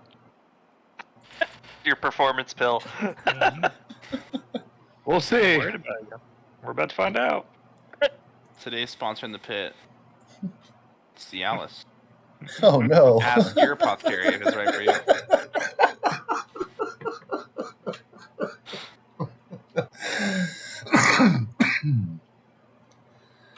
Oh, Lord. Well, she So, is like, Arno- striking her hand in her fist. She's like, all right, Greenie, what you got? She kind of gives you a 2-handed bring it. Oh, so I'll just move up. We'll just start off with the straight attack to a bonus action attack, but I don't know if I'm hitting. You are going to hit with your first strike. You are going to miss with your second strike. Oh, and you know what? Okay, so Yeah, so side note, I added an API to where there are auras. I have always preferred using. Oh no, I just took a key out of my keyboard. I don't.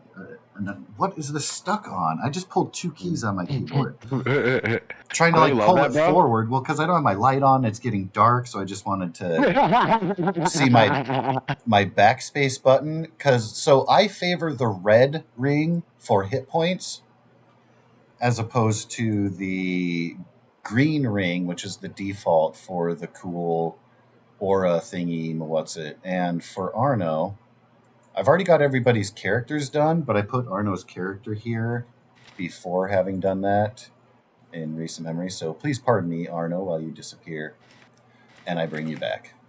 Oh, he's a Yay. mini version. Yeah. Or this lady's huge. Suddenly, she's towering over you. Yeah. Avoid intimidation. This is fine. I am fine. Now, because I deleted your token, apparently it wanted to take you out of the initiative order there. Your roll was 21. I know you had first. I just want to make sure. No, we're There good. we go. All right. And you have delivered 9 damage.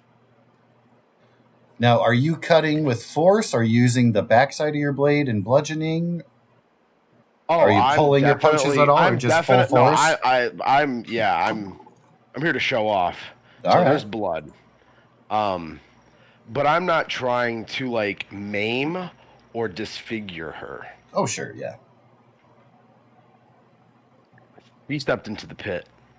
She knows she's in for. All right, and let me move that up because you would close the distance. All right, so she, on her turn, is going to circle around a little bit.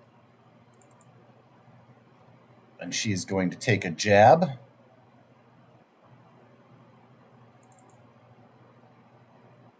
Oh. Mm-mm. That's going to be a miss. Yeah, unless she's has advantage. Not yet. Oh, okay. But as you can see, she hits with one of those jabs. She'll get it on the next one. Okay. That's pretty sick. She will kind of take her tester jab out there, trying to close the distance, get inside your sword. But you're tricky, so it's your turn. I was gonna keep swinging away. Another 9. Oh wait! I'm gonna move over here. All right. We move around. We've got 1 hit and 1 miss. Again. That's funny because my bonus action hit for what my main action hit for. Curse Slice. Hey, you've gotten 9. You're just rolling 9. Right. Better than nothing. All right. She's going to go again with a jab.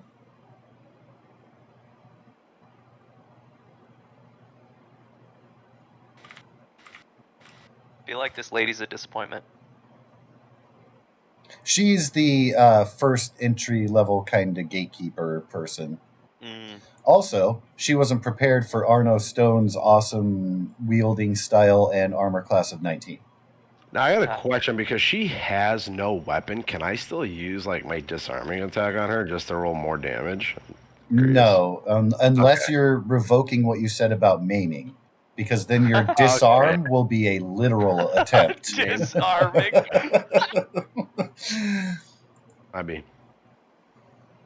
Might be dog. And she's going to take another with a bonus if it decides to roll. There we go. Hooray. And she is getting angry. You see her. She's not able to hit her strike. So she's coming in now. She throws a quick one and then a hook. Oh! But she stumbles past you and leaves an opening for you to respond. You will have advantage on the first strike of your turn. And it's your turn. And you see that she just really pushed herself and kind of exhausts herself just trying to get through.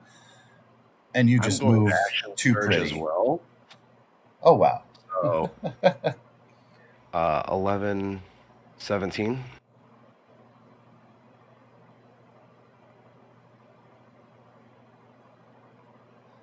You said 11, 17? No, 17 points of damage altogether. Oh, gotcha. Okay. The 11s are not going to hit, but your 21 will. And your 22 will. Yeah. So 17 total there is what you were saying. Yeah, my action surge is gone. How's she looking? As is hers. Hey, there's blood spurting out of her. That ring that you see, green is good. Oh, okay, I got you. Red is bad, and then it'll yellow and orange in between. The red is bad. So, okay. You don't think that she's going to be able to continue to be taking around. It also doesn't look like she wants to give up very easily. So she's going to go again for the jab and the hook. Stubborn just like your mother. And those are going to hit, sir. Of course. For crappy damage. How did I roll a 1 on... That's bullshit. Anyway. So I'll use my reaction for my defensive duels to defend against the 20, but I'll take the 3 from the 24. Yeah. You can tell that those should have hurt a lot more. She struck pretty solid, but... Oh, I'm coming right back. She's losing strength. 15 points. And with a couple of slashes, with your first one, you see her drop down, and she holds her hand up. So you're coming down with the next strike, but you were able to stop yourself before coming down. And she taps the ground to tap out again after that first strike. And she's breathing heavy, little slice wounds all over. Says, "Damn, Greenie, you're a tough one to pin down."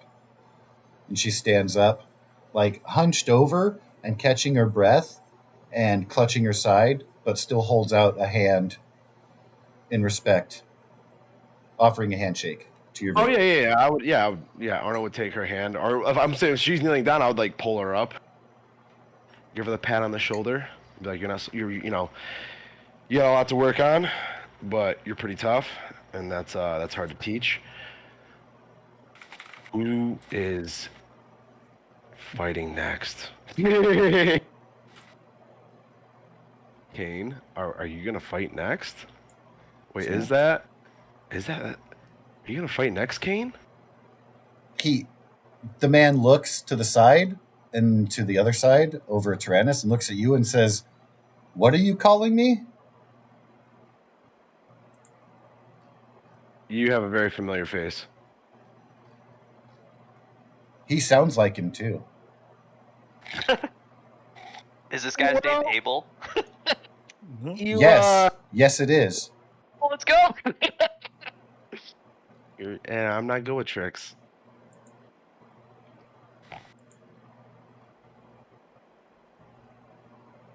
Says, but he asks, "Why are you calling me that?"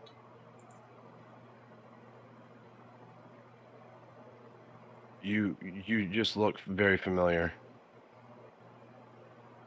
Really? Am I gonna get in trouble? Says, "No, but my name is Abel. I'm a leather worker. Who do you think you've mistaken me for?"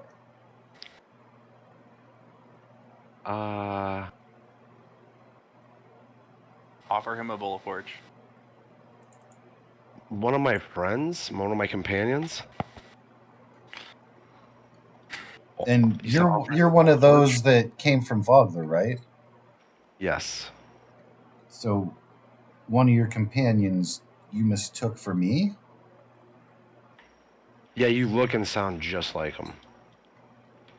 He stands and he drops his mace. He says, "That could be my brother. Are you sure?" Yeah, yeah. I think he's like sleeping upstairs. I think maybe. We all share rooms together. Says, "Oh my gosh." You can go to our room. I even drew a picture of all of us the other night. He holds his hand up. He says, "Well, oh my gosh, I have to speak to my father. You guys are staying at the inn upstairs, aren't you?" Yeah. And you've been deputized by the marshal. Yeah, is that bad? No, just so long as you keep this a secret. But oh yeah, no. I'm at a loss. I need to speak with my father. Could you arrange for your companion to meet us at the leather shop tomorrow, perhaps in the evening? Yeah, I'll tell them. So we gotta go pick something up at the leather shop. I thought Kane was an orphan. What the heck? He nods and he leaves with his shield and his mace, just the shield up on the bench and the mace on the ground, and he just takes off, walks out. I'm just gonna look over at Fisk and just kind of like shrug. You beat him with words.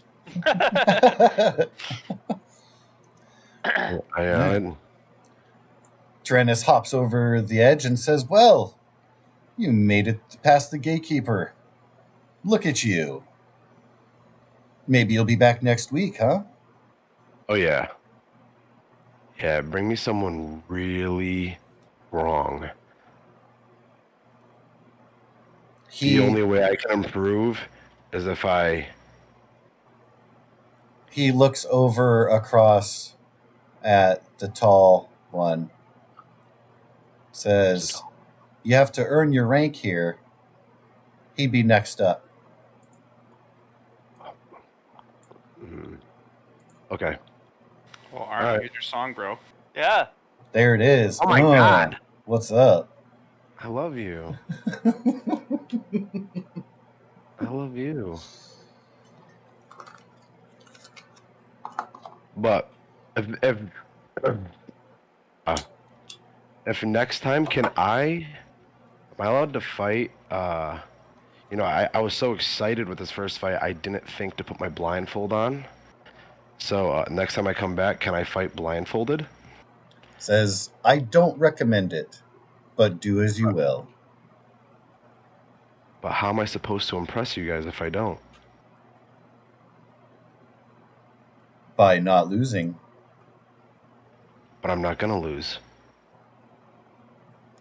You hear a deep chuckle, really from every corner of the room. Everybody kind of shares in a little bit of, look at this guy. Big old britches.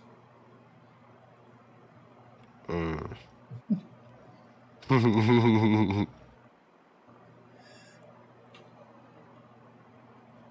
just smile while I'm looking around at everyone. I'm looking over at Fisk at the end. I'll connect with his gaze last and make my way over to him. He nods and he says, "Good show. I knew I pegged the right one. Your friends aren't interested, though?" Well, I tried to wake up Brunhilde. She's a very emotional, rougher on the edges type of dwarf lady. And I think she was just too tired. But I'm going to go show her this money that I'm making. And I think she'll be interested. He raises an eyebrow and is like, "Money?" Well, I think she just wants to, she wants to fight for money. Well, we don't really do that here, but every once in a while we'll have a friendly bet on the side. As you can see, it's not like we fight for a crowd. This is really for us. Oh, okay. I know Abbott was supposed to come, but I couldn't find him. I don't know where Abbott is. I don't know where Kelp is. I don't know where, like, half of the people that I'm hanging out with are. Sleeping upstairs. Everybody said they were pretty much going to bed. I know. Yeah. All right. Well, for the rest of the evening, there is one more bout that you're able to watch. And you are able to see the large half walrus guy. Oh. And he fights the guy who is riding the turtle. And just to sum that up, it's a lot of a big lumbering guy chasing around a very agile guy and trying to knock him off the turtle, which he finally does, knocks him dizzy into the corner, and gets the victory. Oh my god, he's riding a fucking turtle. He is riding a fucking turtle. Wow. I did not notice that. I thought I thought he was just sitting on a chair when wasn't zoomed in. There you I go. would pay money to see Arno blind fighting a guy riding a turtle.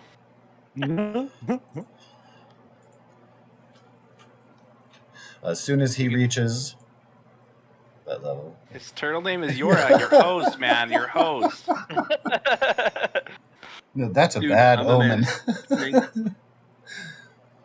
I'm imagining Ray comes in like blindfold already on, and this dude riding the turtles, like fucking kicking him while he's riding around. He's like, "How's he moving and kicking me? What the fuck is going on?"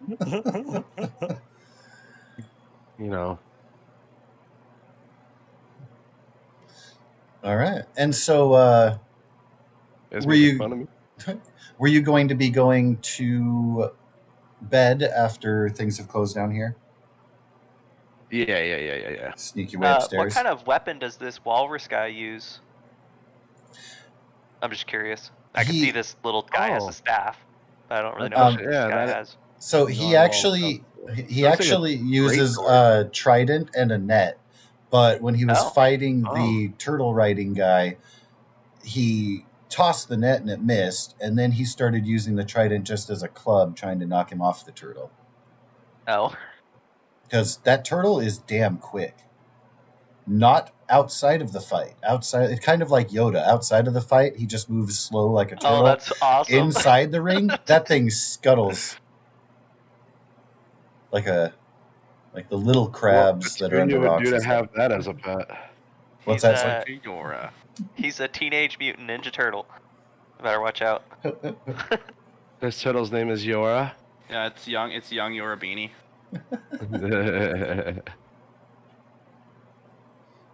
That adds a lot of what if kind of crazy depth to her backstory. Oh yeah. Anyway, with that, the sun does not rise on Calaman because it's overcast and rainy as you guys are woken in the morning with what would be sunrise. And may at your leisure wake and prepare for the day. I'll check out this chest while I'm, waking up. I'll take a little bit to long rest, get to know everything. Okay. Yo, I cannot wait. Like Arno, like when he's leaving to go to bed and he's laying down, he's just thinking to himself, I cannot wait to tell Jock about the pit fighting. Even though I'm not supposed to. Even though I'm not supposed to. Aaron's trying to talk himself into keeping the secret, but he's just so excited to tell him to. Oh, I love Levi posted up some Snoop dancing for you. And then also some Brunhilde sleeping. I also, too, I don't know if you noticed, so I'm just going to slide back to the splash page here real quick because I want to point it out with the Snoop reference. So everybody's name I put somewhere on the picture. Kelp's just looked cool, like kind of being magic in between his hands. Yeah, I saw that. Abbott's is on his sword, stuff like that. Arno's name is a Thug Life tattoo on his stomach. If you didn't notice that. Because he kind of has like a snoopish gangster thing going. Anyway, that mainly why I picked that picture, because I could add the words to it and make you look. Anyway, I know Arno doesn't necessarily look that old, but that tickled me. Anyway. Oh, I totally thought that picture was Kelp's dad being a gangster selling bad clams in an alley. But... yeah. The picture of Kelp's dad, actually, he's much more wizened, if you will. If you remember from the... Actually, I think stuff. Yeah, I think I still have that on one of the Calaman splash pages. Anyway, I digress. A lifetime of eating bad clams would probably make you look that way. Possibly.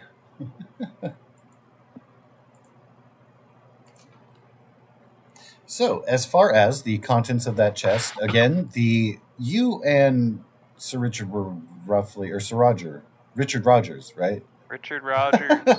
Or Rogers. roughly the same size. So that armor fits very well and comfortably, whether or not you're going to be wearing it, but it is essentially bequeathed to you. Okay. The ring fits Yeah. as well. The saddle's in great shape. Everything is pretty well pristinely taken care of. I'll put it on, the armor on, and look at myself in the mirror and stuff like that. I don't think I've ever had like Solamnic plate mail before, so this is kind of like Jacques, Darrett's moment when he gets a set of plate mail. Oh yes. He's having this like personal moment of like, I now have a set of Solamnic plate mail. You've arrived. Yeah. And a ring to represent your and Knight a of the ring, Rosewood. Yeah. A sweet war saddle. War saddle, and a funky lance. Funky lance. What weapon should I be using for this? It will effectively be a long sword that does piercing rather than slashing. Okay.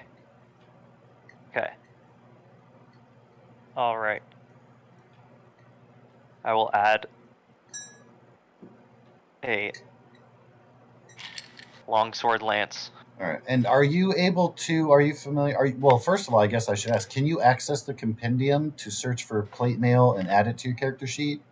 Yes. Or you're on Beyond, so that's a different method anyway. Okay. Yeah. Anything that you need me to add on my Beyond character sheet, I know how to do. Awesome. Perfect. So, Jacques, what you don't know is the pommel unscrews off that longsword, and it screws into an artifact lancet, and it's actually a Dragonlance. Oh? Spoilers? Spoiler alert. Okay. In a perfect world. In a perfect world. Okay. This is just a signet ring, I'm guessing. Essentially, yes. But you realize when you look in the mirror there, you look fantastic. You look better than you ever have. You feel it and look it and are like, yeah, damn, I'm good. Okay. Awesome. I will then use this signet ring that I just got to wax seal the letter I'm giving to Anne. Oh, very nice. That's a nice touch. When you are exerting a little bit of pressure into the wax, you feel a warmth in the ring. Interesting. Okay.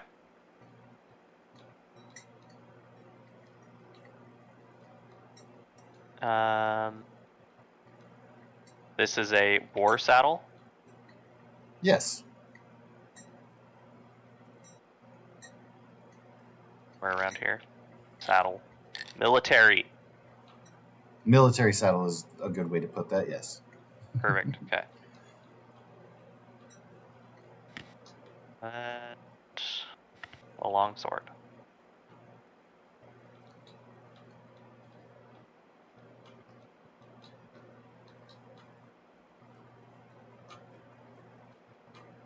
Alright. I got all that stuff added to my equipment.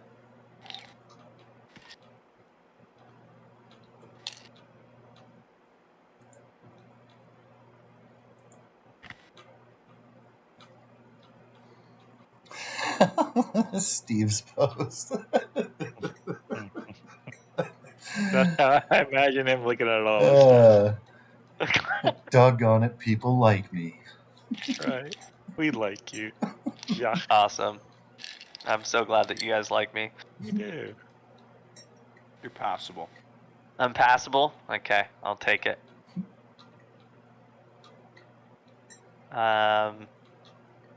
Yeah. I'll go down and give this letter to Anne, and I'll ask her, kind of like gesture to like the kit that I now have, and be like, "So, what do you think? Does it fit?" So you walk in to Anne and Darrett, and they are chatting. They're both standing and looking at each other's armor and kind of pointing stuff out, and both very jovially having themselves a first meeting. And they both look over and get wide-eyed, like, "Wow, it fits." You about this too, Darrett? Darrett says, "And here I was thinking I was about to outclass you." I'll hand the letter to Anne. The bell coming down the stairs. Everyone, look at how pretty I am. Yes. She says, "Is your mustache crooked?" It makes me self-conscious, and I'll twirl my mustache. She says, "You fall for it every time, haha," and she slaps Darrett, and he chuckles. "I'll remember that." Dee knows me too well. She says, "Well, been a pleasure, Sir Darrett. Du Vagler." And he nods. She says, holds up the letter and says, "I'll be on my way." "You're going to be busy. Have fun with that." And she smiles. I sure will. May the gods guide your path, friend, and I'll give her the knightly handshake. She returns it and then pulls you in for a bro hug. Well, damn, bro. Yeah, dude. Says, "Hopefully I see you sooner than later." Yeah. To you as well.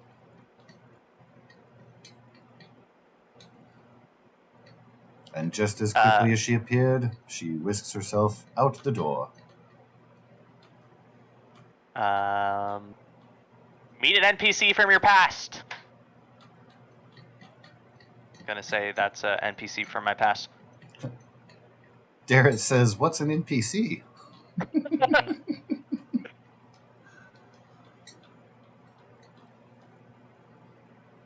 I want to be an NPC. I don't want to be an NPC.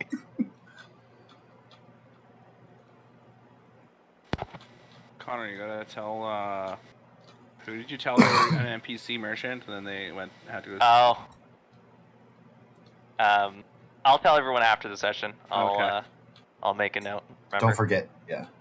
NPC merchant. Yep. Yeah. I'll kind of tell Darrett kind of what's going on here, and tell him about Sir Richard Rogers. Says, "Yeah, so before the others come down," and he's kind of looking at the stairs, checking to see if anybody else is arriving, he's like, "Marshal Vendry gave me a few assignments for you guys, but did you know she's been asking a lot of questions about you? Well, not you, but like the group, and especially Arno." I don't know. This is the first I've heard of it. He exhales, and he's like, "Well, I overheard some things. The council was deliberating. Lord Baccharis, he's really got it in for you guys, in case you didn't notice."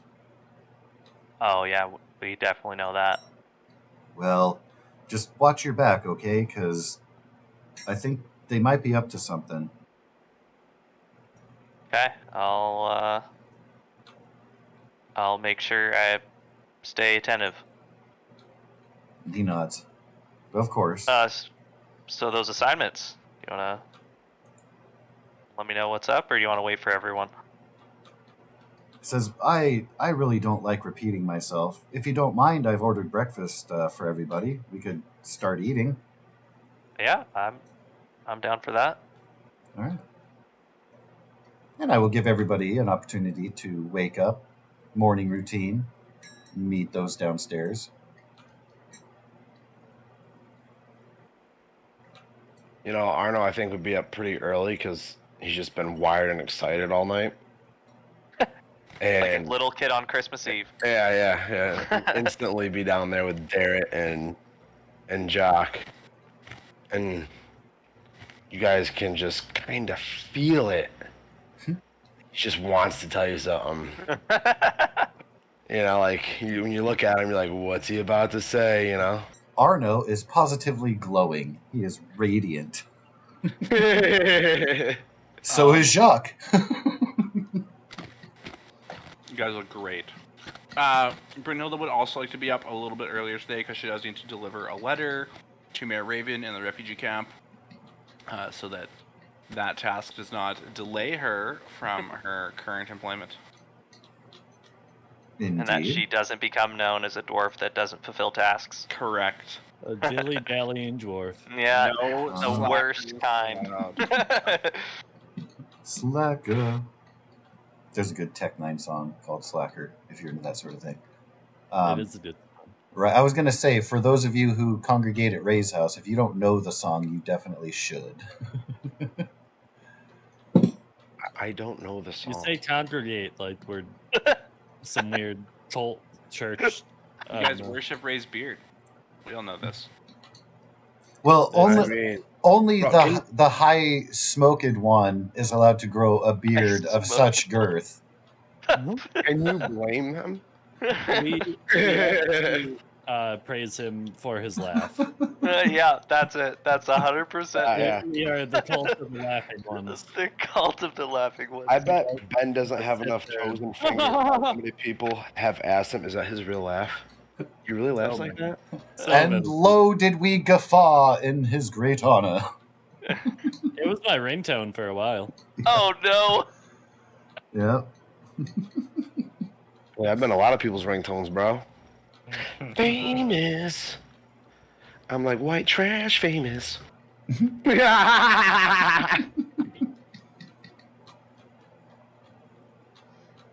So in Brunhilde's wanting to deliver that letter, is she just going to kind of zip downstairs past people, whether you give a nod or hello, but pretty much go straight to do that? Or up at dawn, get it done and get back.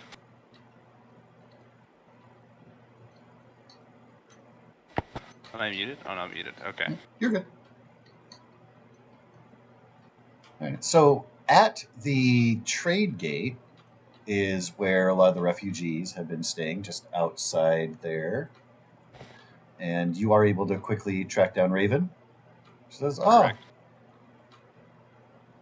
And she kind of gives a bow to you when you approach. Hello, Raven. I have a message for you. I hope you have a wonderful day. Goodbye.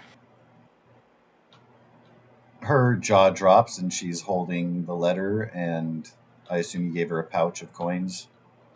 Yeah.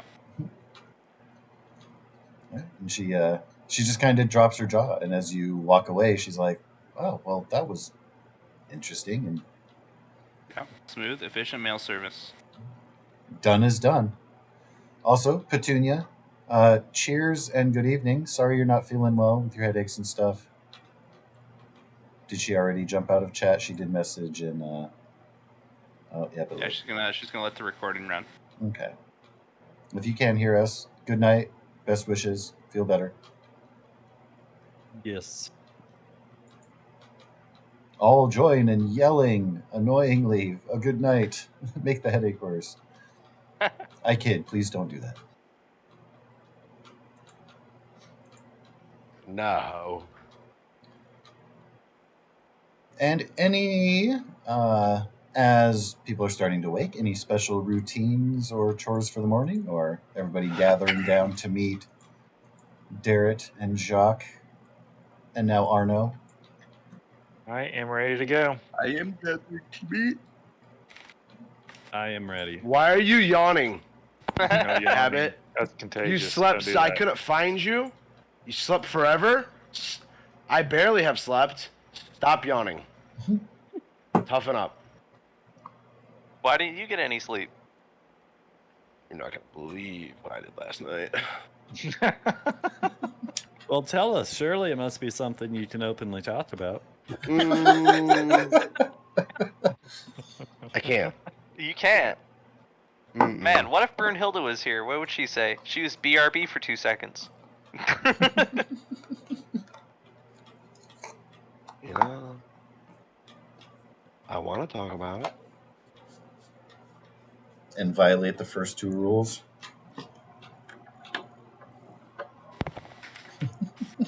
Okay. Brunhilde, Arno says that he has some secrets that he wants to talk to us about, but can't. All right, let's go. Well, I suspected all along, but I suggest that he turns himself in to the guards. Do you say that out loud? Yeah. I'm gonna say, what'd I do? Huh? What'd I do? Well, then you should turn yourselves into the guards and confess your secrets. They're just gonna say I'm like. They're gonna be confused. Just because do what's right. I'm. Do what's right. Well, I'm confused now. I'm doing what's right. They know how awesome I am. What does Darrett look like right now? As this like bit of bout of confusion's going on. He is just watching. He is standing. He's not sitting at a bar stool. He's consumed his breakfast, so he's kind of standing with his hands on his hips, a little bit like Peter Pan, but not so dramatic. And he's just kind of waiting for people to gather up. And this exchange, he's just watching, a little bit wide-eyed. Jacques in particular knows. He just kind of gave a heads up that there's like strife and suspicion about people. So Jacques might kind of be like, "Oh gosh, does this tie into what he was referencing?" Related? Like, goodness gracious, this is escalating quickly.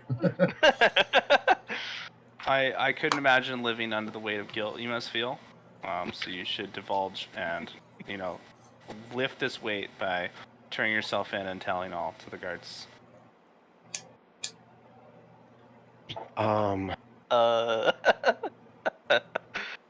Okay. I'll go talk to them. Well, first, before you go talk to them, let's get today's mission. Okay. Darrett says, "Yes, I do indeed have some new assignments, but if I may, maybe not approach the guards. I let Jacques know, but I think that Lord Baccharis is trying to cook something up and sabotage you guys somehow, or maybe even worse. So I would try to stay out of their eyesight."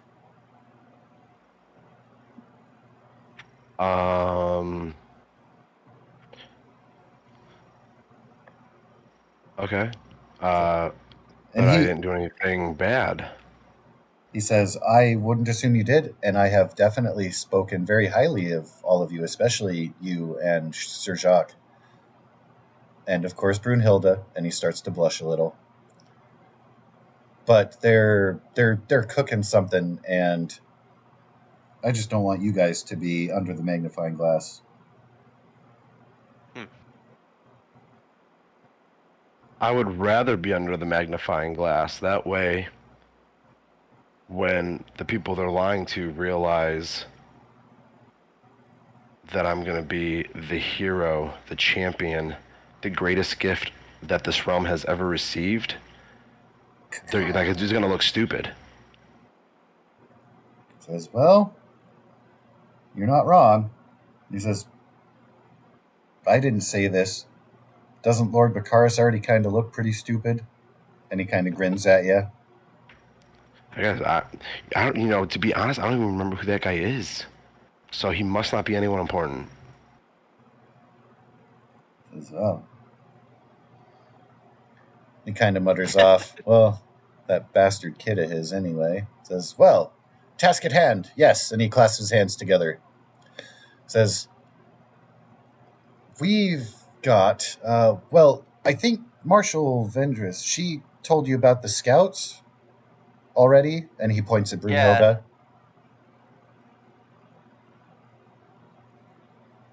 And around. Says, I think I remember her mentioning that. Says, "Yes, we've sent people out quite a few corners. messages have been pretty regular, but up past Vogler, we wanted to send out, keep an eye on where the army was camping out, and we haven't heard anything back from them. We sent a couple of our best men up there, a little bit of a longer trip. Hopefully, maybe you guys can find them or what happened to them. If you don't find them, we do want to find out what happened as much as Rukeldust? Yes, Rukeldust. Tanya, she said that the goblins were talking about the village. We think that some of the army is at least temporarily camped there. So if you're taking the boat upriver, you might want to try to avoid scrutiny. Oh, I mean, we already have one of their boats. And a bunch of their armor. Yeah. Says, well, on the way there, or even back, I suppose, there's a farmstead, about 18 miles east of here. We've heard sightings, not of dragon army, but goblins, hobgoblins, working out, maybe training out there. They've long been abandoned. One of the first farmsteads that actually brought rumors of war to Calaman before we even got here. But we think that it's a staging ground for acquiring mercenaries of a more monstrous disposition. We think that probably the ones that were attacking Tanya's cabin in the woods there probably came from there.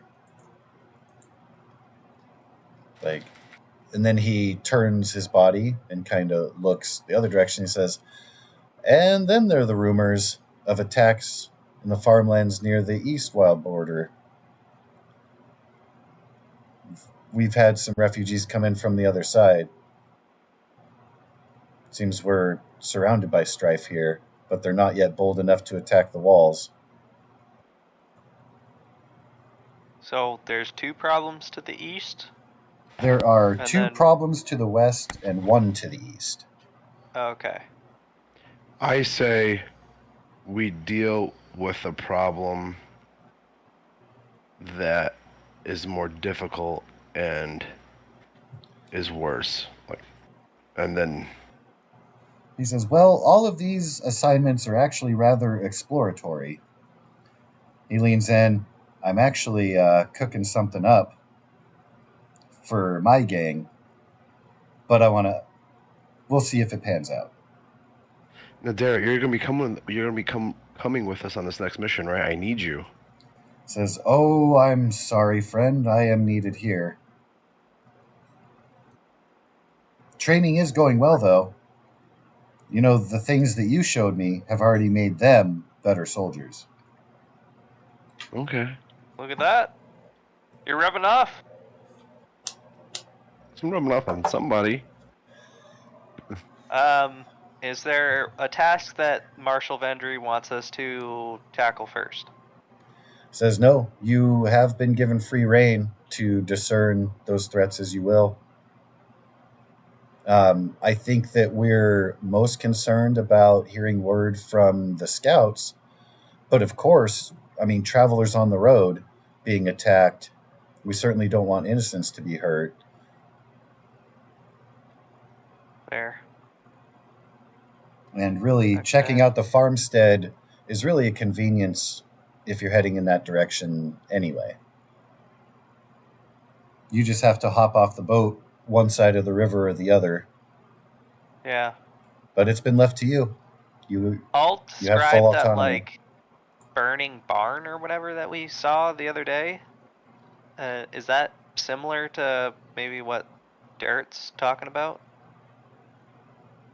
That would be more of a very direct attack on a farmstead, whereas he believes that it's kind of like a field ground, gathering point, maybe even training or some such, arming. Gotcha.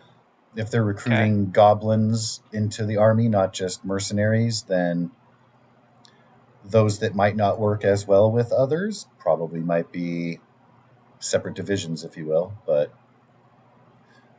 his speculations too, you guys, in having gone to Rukeldust's cabin, didn't see Draconians or Dragon Army presence. It was very much all monstrous types, if you will.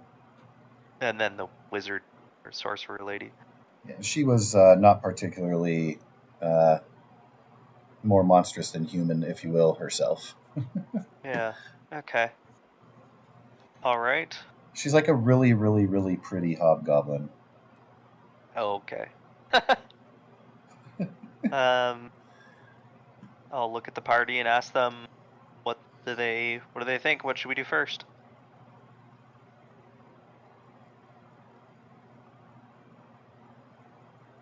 Well, if we go west, we can handle one problem. If we're still feeling like we can handle more, we can handle another problem. So it gives us more options. Okay. Do we want to do the training grounds or the scouts first? Which one's closer? So the looking for the scouts is definitely going to be further away because that is north and east of Vogler, where the farmstead is just 18 miles due east on this side of the river that you're currently on.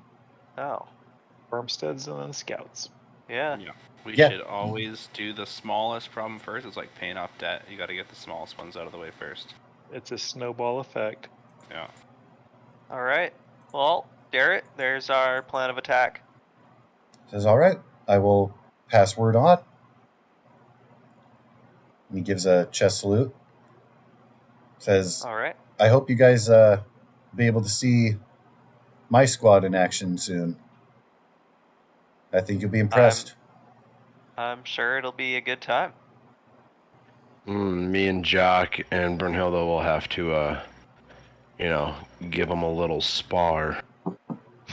Show them what fighting real veterans is like. The men fight. Mm-hmm. Mm-hmm. Brunhilde, hey, just because I have a beard. Well, she is rather mannish. That's Austin Powers. That's not my opinion of Brunhilde. Do you guys have anything you guys need to do before we leave? I would like Darrett, since he doesn't like Bakaris' son, to maybe suggest that Lord Bakaris' son, maybe join our group so that he can serve the people of Ansalon so bravely. Says, you want to recruit him into, with us? Of course. Ugh. Every hand is needed. That would... I mean, far be it from me to... Listen, I don't want to be rude. You see he's trying to grasp at ways to be nice about it, and he's struggling. It's like, I just don't know about the fit.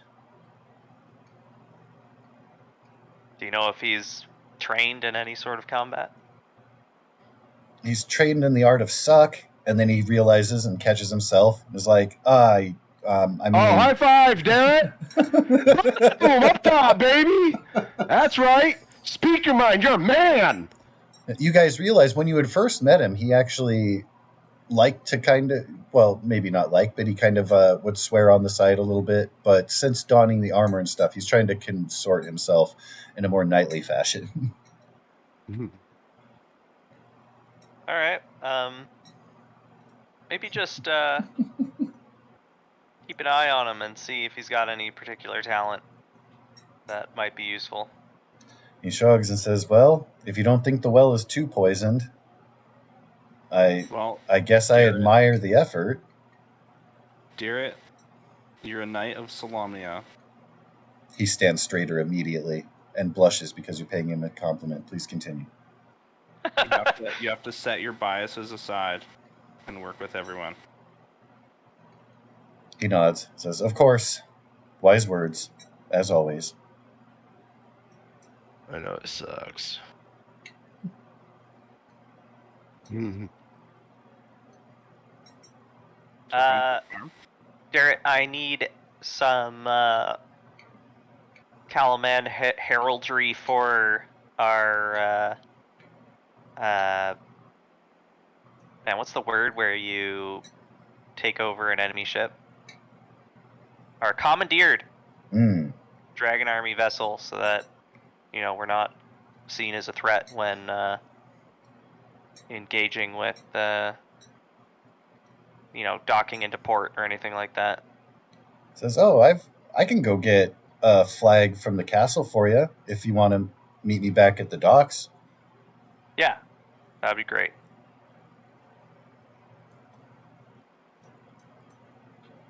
Says, well, all right then. I need to hurry because I have a busy day ahead of me, so I'm going to go get that and meet you there. And he's kind of looking at everybody like, plan, good. Yes, sir. Sounds good. All right. He spins on his heel and briskly walks out of the Black Rainbow.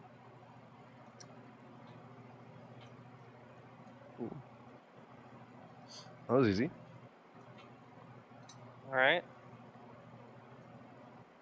Are we Brunhilde? leaving today, Jack? Oh, yeah, I would think so. Yeah. Brunhilde, do you have something against Arno here? Sounds like you wanted him to go turn himself in for some unknown crime. Oh. Yeah, Well- Arno has clearly been feeling the guilt of his duplicity. So. Duplicity. Yeah. What do you mean by that? What's that word mean?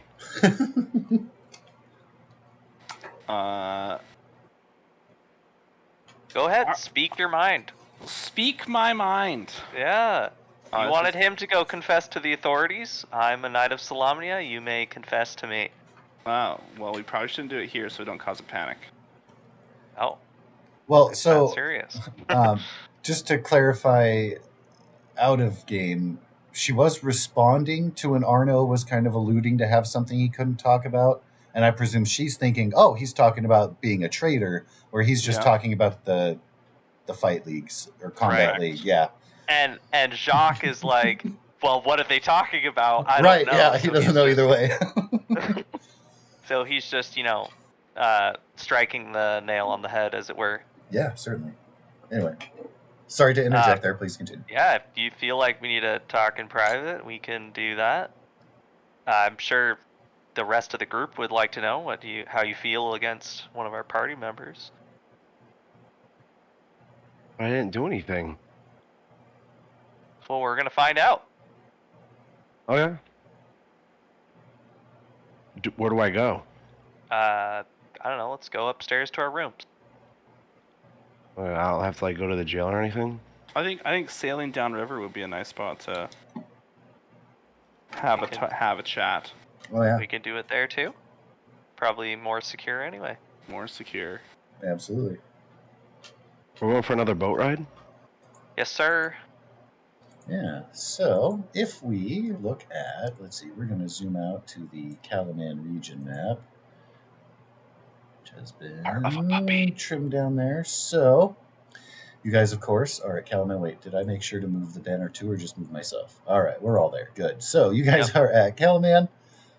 Again, 18 miles west. It's going to be roughly a little bit past, and again, I'm terrible at distances, so this could be way off, but just before the fork of the river to Esker Brook, or just after. Most maps usually have a scale on them. They do, and this one will have one at the top that I cut off. And okay. That's if you can see it though, then you can tell how big a hexagon is or whatnot. Yeah, we're just gonna say that farmstead is located on the way, so you'll be able to encounter that farmstead if you want to stop there first. It's going to be before going past Wogler. Then you would go past there and up where the Dragon Army was rumored to be stationed before the invasion is where the scouts were sent and hopefully may still have word or something. Okay. That is the trajectory, if you will. So to reach the farmstead, you'll have to anchor your ship, come ashore, if that is the way you intend to travel. Yeah. Yeah. And Sounds then, good. as a side note, because you did hear reference as far as the location of suspected ambushes happening on Travelers on the Road, was in the area of Estwald and the Raiding Rill. Okay. So a little bit south and east, if you will, to further elaborate on mission assignment number 3. Okay.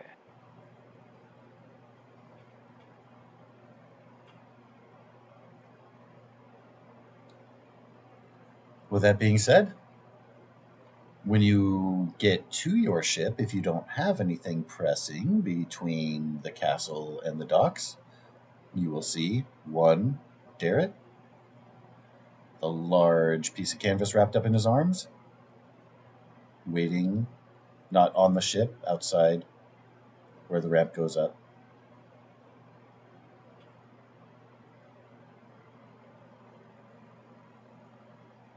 I'll thank him for grabbing that, the banner. Mm-hmm.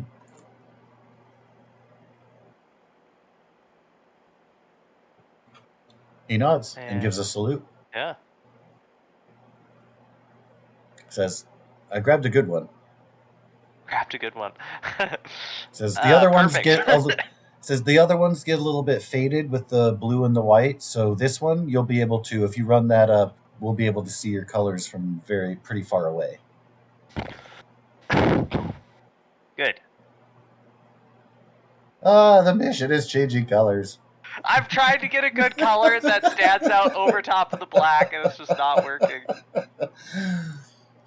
Yeah, I too have played around with that second one. Like, is it better with this being the highlight or this one being the highlight? Because you can switch the colors around and see how it. Anyway,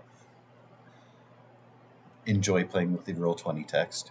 Yeah. And as I've said before, they need more fonts. It drives me nuts that they don't have Old English font. Out of all the stupid fonts they have, and the ones that look the same, or blocky or dumb, why not Old English? Like, does it take up more operating power for that image? I don't know. Anyway, I digress. Lots of them look just identical. So sometimes when you're changing the font, you have to click on the words again to have it re-register. I've had that problem too. Oh, okay. Like every time you change the font, I would click on the words again just to make sure it registers. Oh, there we go. Look at that. I can get it out of the way of the rating rail. Okay. Also, when you're dragging it, if you hold Alt, it won't snap to the grid. Oh, did you just move it to another? Oh, you just changed it black. All right. Yeah. Yeah. Okay. Perfect. Figured it out first try. All right. Anywho, you now possess one flag representing the colors and symbology of Calaman for your ship. Excellent. I'll make sure that we fly this whenever we spot anyone that is in a non-Dragon Army vessel. Indeed. And maybe not as you're sailing downriver in front of Ogler. Yeah, exactly. All right. Well, you guys have everything ready to go. Just to ensure alignment with the ship, can I get just an Arcana check from Mr. Abbott? I'm presuming he will be your pilot, having successfully done so before.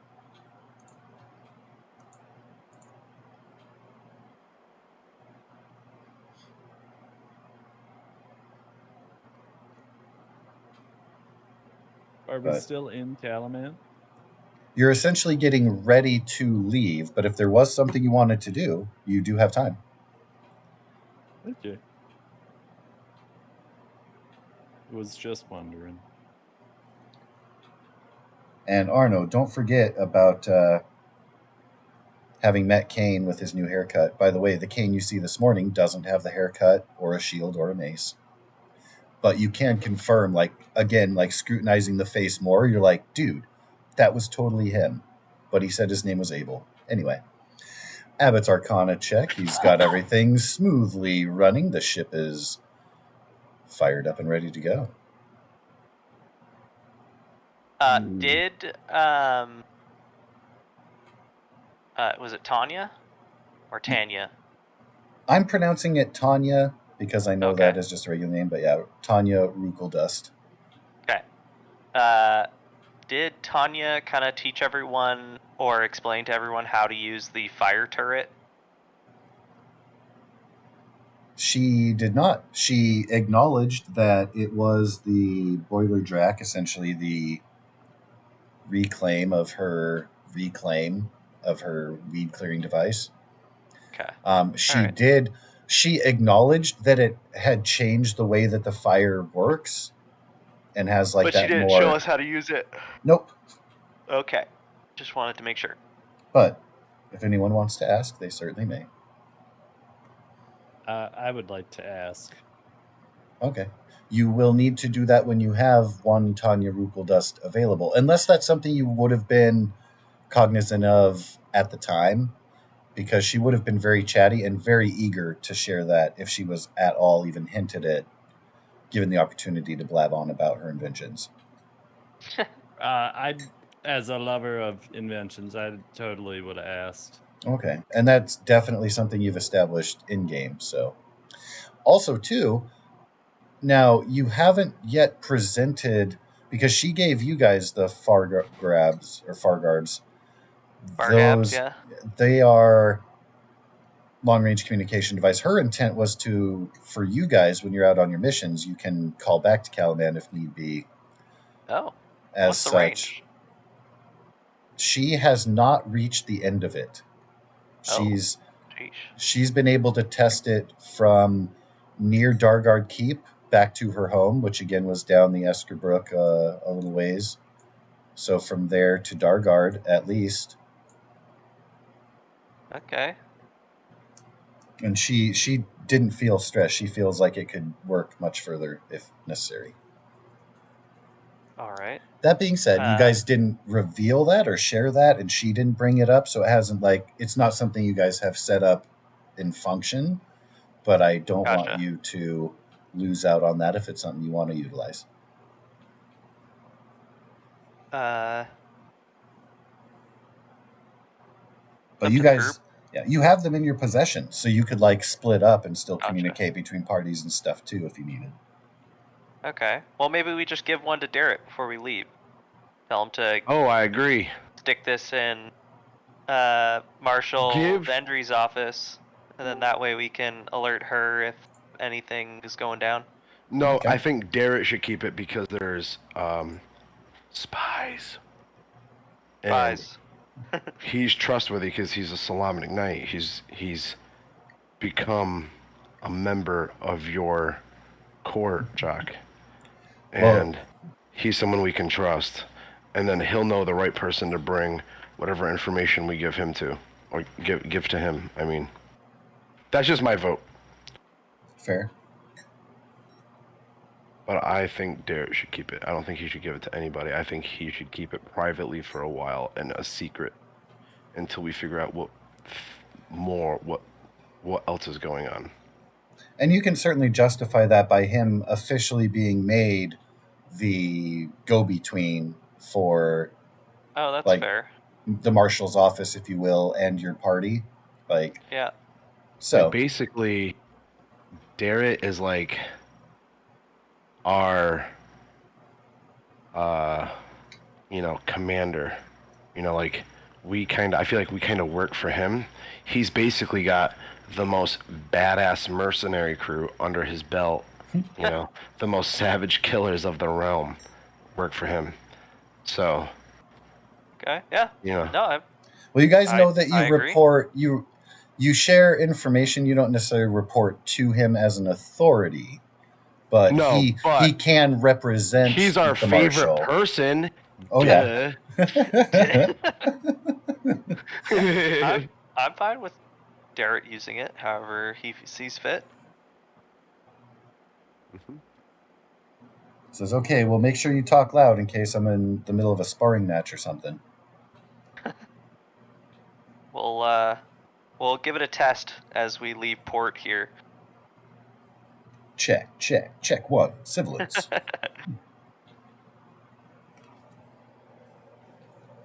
All right, so I've figured out the name of our ship, guys. Ooh. Oh, wait on me. Piece of candy. It's the Rubber Ducky. It's just a giant rubber duck like the penguin in Batman Returns. Oh, Lord.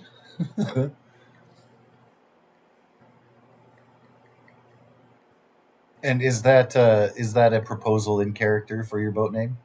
Oh, no, definitely not. Do as you will. It's your boat. Well, y'all's boat.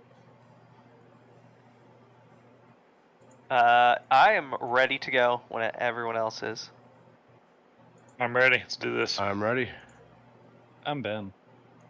I'm Ben. You've been Kane? Who are you?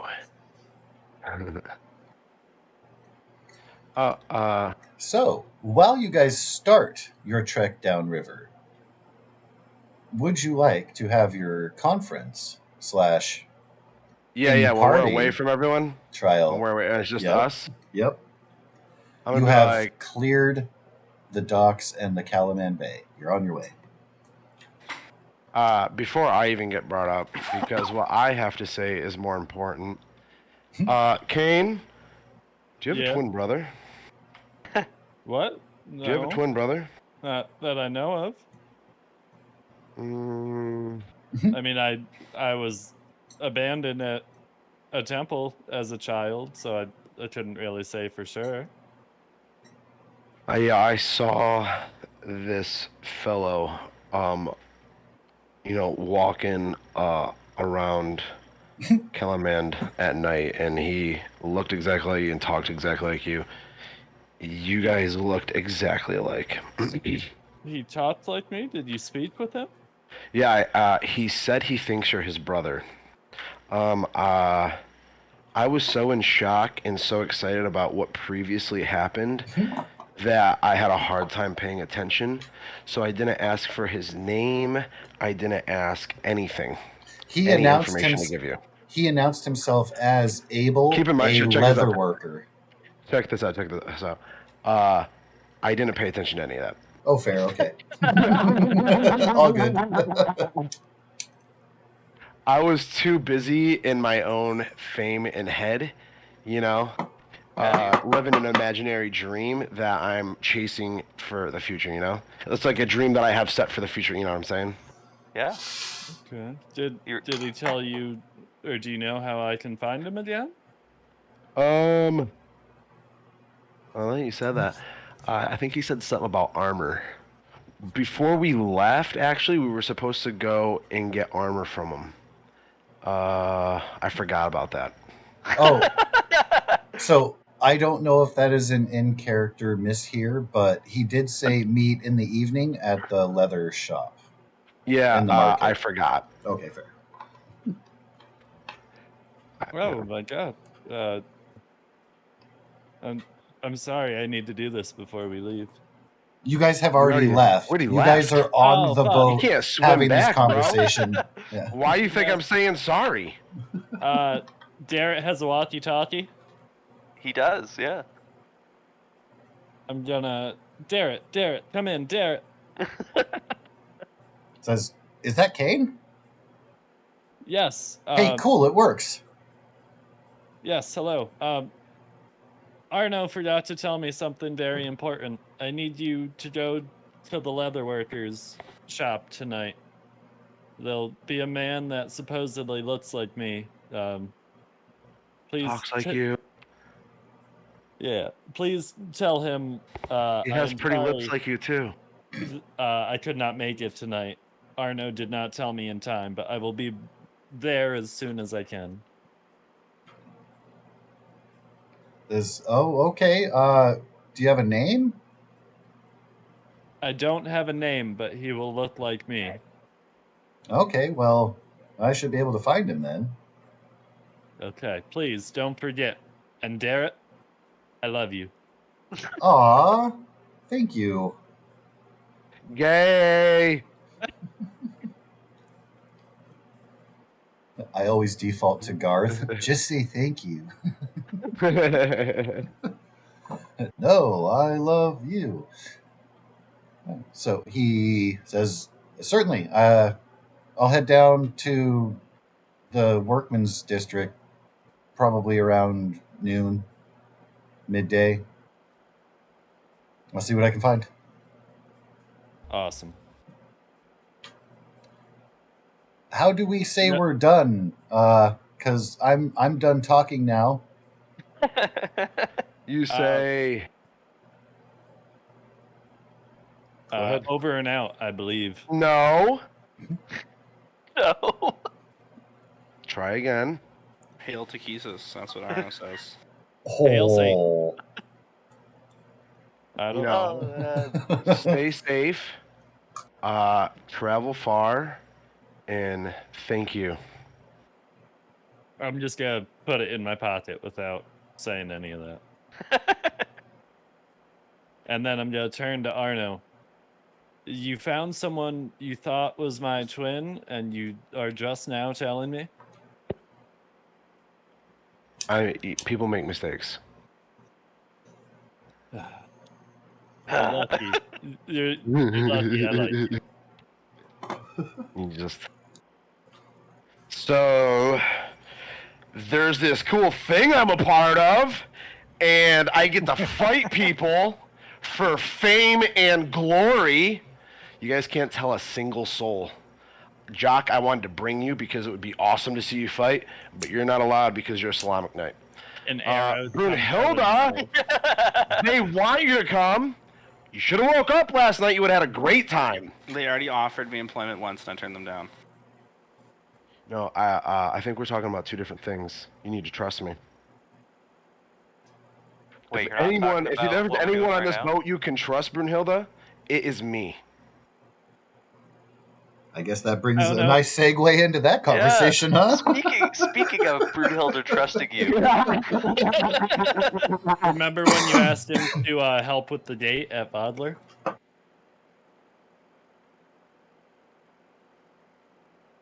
What happened? I said, remember when you asked him to help with the date at Bodler, Brunhilde? And he pawned it off on someone else? I remember explicitly. Okay, so there was a lot going on, and I bet. all I wanted was that dude to do just a little bit of prep work so I could come back and finish it while I was taking care of something else. I was You're just taking care of some business. think back. I am thinking to think back. You sit down. I'll think back, and I'll tell you what happened. Who stayed awake all night? Hey, sit Rounded down. up the guards. Sit down. of Vogler. Sit down. man. It's my turn to talk. Oh, okay. Arno Stone, champion of Ansalon, the god of battle. All Damn right, it, you gotta let Brunhilde. this thing cruise for a little bit. What are your accusations against Arno? All right, fellow beings. Beans? Beings. Sir, I'm a person, not a bean. Well, all right, fellow person. All right. Upon my journey to Ispin Greenshield's funeral, may his body forever be in stone. I met a wonderful knight named Jacques de la Rose at a camp in the evening, cooking mushrooms incorrectly. I'll roll my eyes. And out of the fog, This again? out of the fog, came a green person we see with us today that none of us have ever seen his type before. I think Kelp showed up first, but yep. Sure. I'm not green though. Yeah. He's not green, he's blue. I'm blue. So, You're like Nothing weird about sea aquamarine. elves. we shared camp with this strange person and his, the other person, that gentleman that came from the fog, Abbott here. Are you guys having this And- conversation where Abbott can hear while he's piloting? Yeah, I told him to put it in cruise. Oh, okay. So there's not a cruise. You actually have to have somebody physically giving it, like, the pilot is a conduit into the magical energies. All right. Well, Abbott's got the get it factor. He'll figure it out later. Cool. Please continue. Um, Sorry. So, we shared camp, broke bread, and traveled with Arno to Vogler.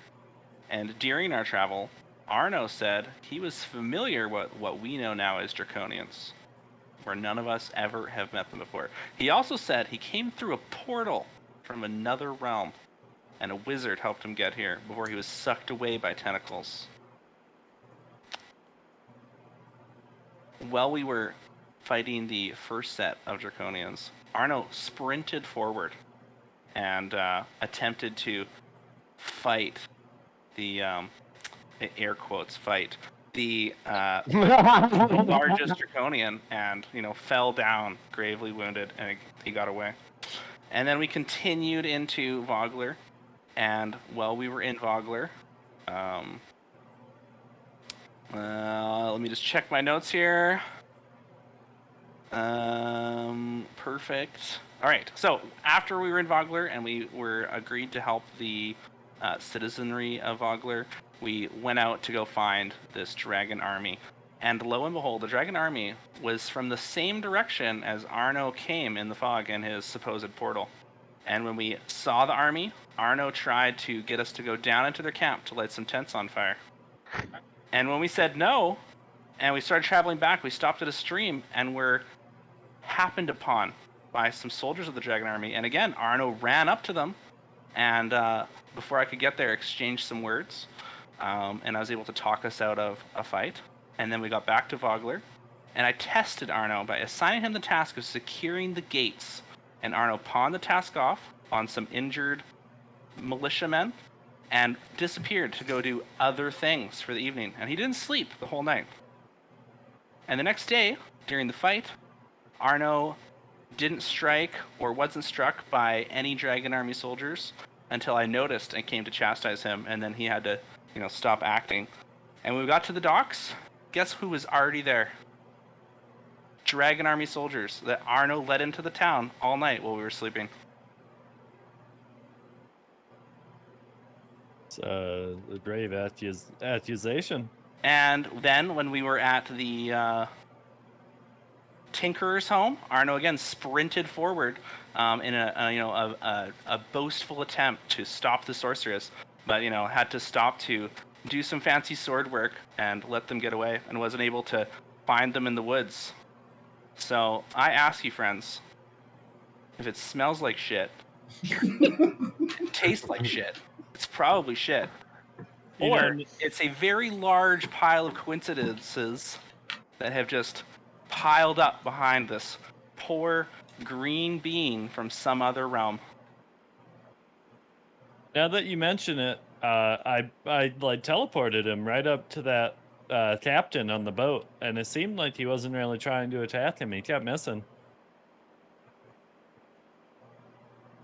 So, me being a dutiful citizen of Ansalon, I recorded all of my witnesses and handed it in to the authorities in Calaman, as I tried to do in Vogler. Vogler didn't do anything, and look what happened to them. And it sounds like Calaman is actually doing their due diligence and doing some investigating into one Arno Stone, most probably a spy for the Dragon Army soldiers. Arno, what do you have to say for yourself in your defense? And a lot of the things Brunhilde said were true, but a lot of it didn't go down the way she's describing. I did ask soldiers to prep the gate for me while I went off and did other things in Vogler to secure the defenses of Vogler, to ensure that I could evacuate as many citizens of Vogler as possible. I've done nothing but lay my life on the line for people of Anselon that I do not know, have no relation to. And this is how you see me, Brunhilde. Where I come from, dwarfs are a much better judge of character. And it's really sad that you can't see that I'm actually here to help and make a name for myself, rather than try and deceive you and fulfill my own evil agenda. I will do whatever I need to prove that I am innocent of your said accusations and prove that I am the hero and the god of battle that Anselon deserves and needs in this moment of time. So what do you have to say? Do you want to prove your loyalty to Anselon? Yeah? So I've been saying. Brunhilde, you're a good judge of vengeance and figuring out what people must pay to earn their right back as a decent individual in your eyes. What vengeance must Arno take to regain your favor that you might have had once? Well, I think that 3 peers need to speak on his behalf to certify his character of who he And is. I want these 3 peers who speak on my behalf not to be one of them to be Abbott. It needs to be 3 other people, not someone that I'm blood with. That makes sense. I just wanted to throw that out there. All right. You can find 3 upstanding persons that are your peers to vouch for your honor and tie theirs to yours. Not a problem. Trust you. Jock, Darrett, and Kelp's mom. She loved me. Stop. She thought I was scary and crazy, and then she realized that I'm a soft, lovable man, but a violent one. If I need to be. Will not take the word of a criminal. Well, You didn't. Nope. you just name me. You asked me to name off 3 people, right. and I named off 3 people. So you just gotta go talk to them. I said Character they had to be. I said Peers. peers. I don't know what peers are. Equals. I'm a to master you. of war and battle and fighting, not of So then you intricate need to words. get 3 soldiers who are just as good as at fighting and just as good at Doing all the cool stuff I do? doing on the battlefield, and that is a peer. Okay. It doesn't have to all be about fighting. A peer doesn't. I thought it was what Boat stopped at. I was going to say that too. Was there also no objection from Kelp that his mother was just referred to as a criminal? After hearing Brunhilde just like randomly talk for a month about everybody, it's like who does she like? She doesn't like the soul, so it's not like it's in. It's like That tree is a criminal. Look at how it's not casting shade on me. To be Right, it's fair, like- everyone like- knows Kelp's parents fell bad plans. I mean, it's like she hasn't said one nice thing about anybody, so whatever. Just let the woman talk. Makes her feel better about herself. Yeah.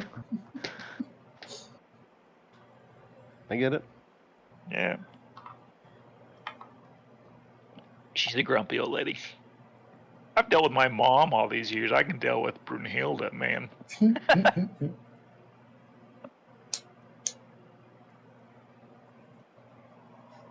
So now that we've proved my innocence, where are we going? And Ara's just like looking at everyone smiling, like, who do I follow? I still think Or who do I walk in front of? Wants some evidence from some people. I don't even know where to find those people. I'll speak on. Well, you're right here, Jock. I'm Derek's back here. at Kellerman. And Brunhilde said she wouldn't accept Kelp's mother, so you need to find one more person. How What about about Kelp? Kelp himself? He's saying he'll speak for me. I'll speak on his behalf. The son of a dirty clam seller. Sorry, Kelp. No dice. Why? What did I wasn't do? I wasn't sure. Had to roll for it, but no. Okay, this is my objection to it, and this is Kelp speaking. If you want him to have his people come and defend him, you can't weed all of them out so all they are is bad. That's like you can't pick the whole jury. You only can pick some of the jury. You can't pick the whole jury. That's not fair to poor Arno. Let him pick it and let him defend himself. All right, so you'll tie your honor to Arno's honor. Ah, shit. I don't know about that. You don't have to do that, Kelp. I appreciate the kind words, though. I will do that. Because here's the deal. He, in my mind, he has done nothing bad.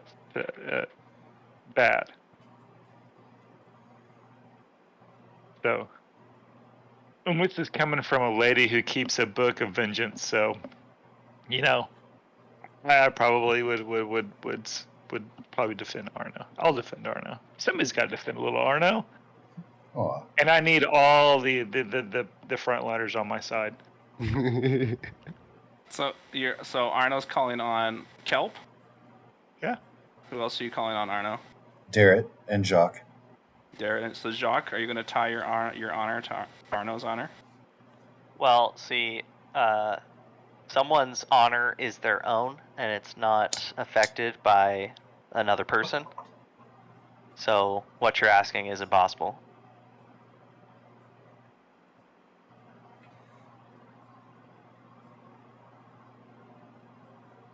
So you won't vouch for Arno as an upstanding, good person.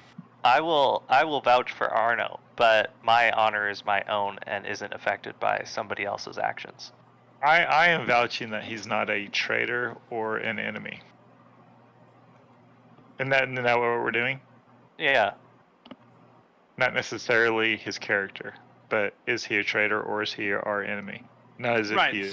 So I'm looking for 3 people to certify that Arno's actions are just horrible circumstance and he is not a traitor. Right. Yeah. And John's just telling you that every person on a jury isn't wholeheartedly saying, yep, if this guy does anything bad in the future, it's on me. There's also a difference between not guilty and innocent, but that's by our own standards. That's also. But yeah, Jacques is willing to give you an example of how Arno isn't working for the enemy as you think. There is not enough evidence to prove him guilty. All of what you said is circumstantial. It's how you perceived it. Yeah, I too could stand up against you and say that I saw you burning down the houses in Vogler and that you were part of the Dragon Army. You're the one with the vengeance book, nobody else. Maybe we should have this trial against you. But we're all supposed to be friends. Do we need a group hug? Aw. I think we need a big group hug.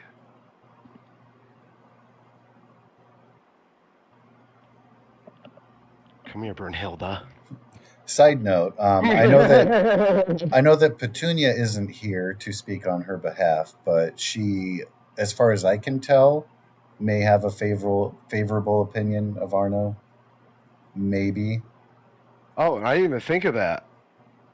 I would think so. I don't want I didn't think of that to leave out. because I haven't heard her voice all night. That's why, though. Right, and she's small.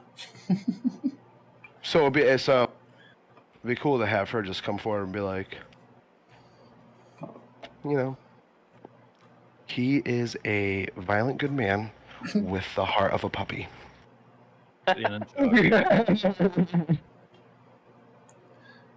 I would presume, and I don't want to put words in her mouth, so she, of course, can correct anything, but she will have observed creatures in the wild, predators and prey, the way an alpha would protect a pack versus the way a scavenger would act, I think that she would have observed Arno as being more of a pack leader and defender than a scavenger or outright do-batter. So why don't you go sleep on that, Brunhilde? Jacques will also point out that Arno was the only one who prepped defenses for the town. He dug a trench and filled it with oil, and he, even though he might not have finished it, he did work on the shoring up of the gate. He actually made one half of that gate not only impenetrable, but when the gate got messed with, it was actually designed to collapse on the invaders. Yeah, so that's true. There would have been more army invading without that. Actually, Arno's traps really made your guys' fights a lot easier in and out of game. But please continue. And in the fight,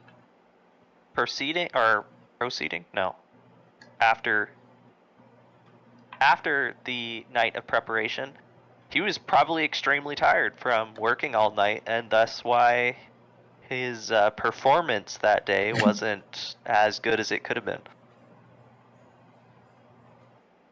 And as far as that sorcerer lady goes at the Tinkerer's workshop, there were people in the way. You just wanted him to run by and get shanked by a bunch of goblins that were blocking the way?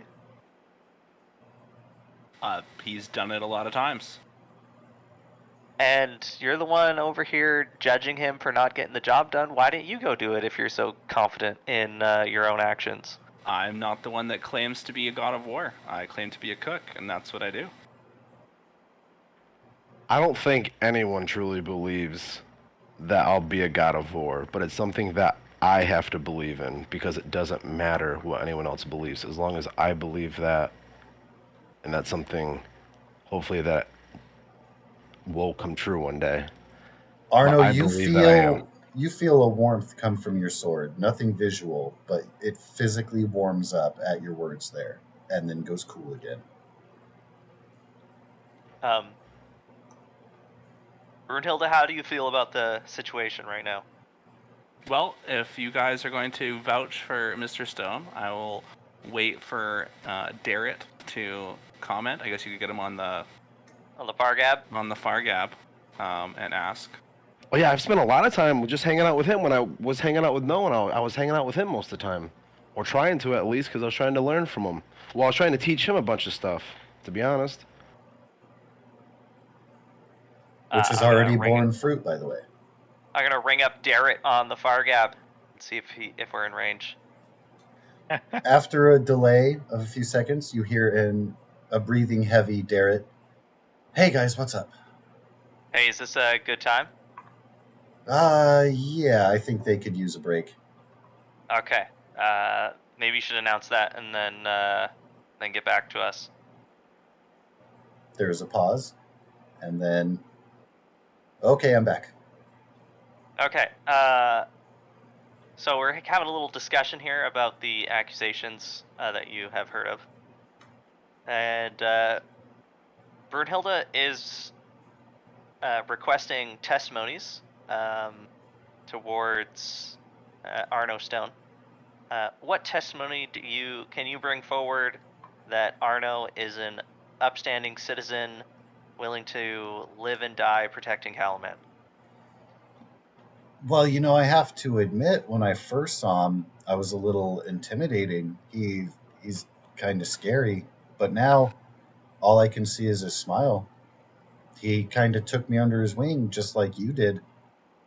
And now I have two great heroes that I can aspire to live up to. In different ways, of course. He's not a Solamnic knight. He doesn't know our ways. But he still is a true warrior. I believe that.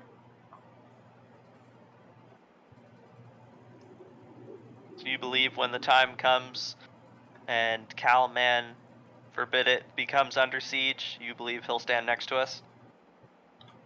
I have already envisioned that moment, and You and I and Brunhilde, Kelp, Abbott, Kane, little Petunia, all of us, we stand together. I don't see it any other way. How could you? I can't believe we're even having this discussion. Oh, Arnold gets he visibly gets like goosebumps and he almost is like he's having like he's becoming anxious actually because he's happy about what he's hearing. Yeah, you guys better end up kissing. Maybe. Derek, we are simply having a discussion between our peers here, settling some differences, we appreciate your testimony. Okay, if that's everything, maybe don't forget we share an enemy. There's no sense to fight amongst ourselves. I thought we were all friends in this. And even if you don't like something, I don't know. Maybe get over it.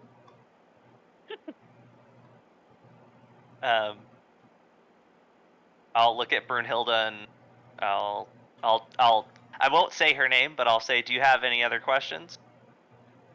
Brunhilde has no further questions. Arno has found peers to speak on his behalf.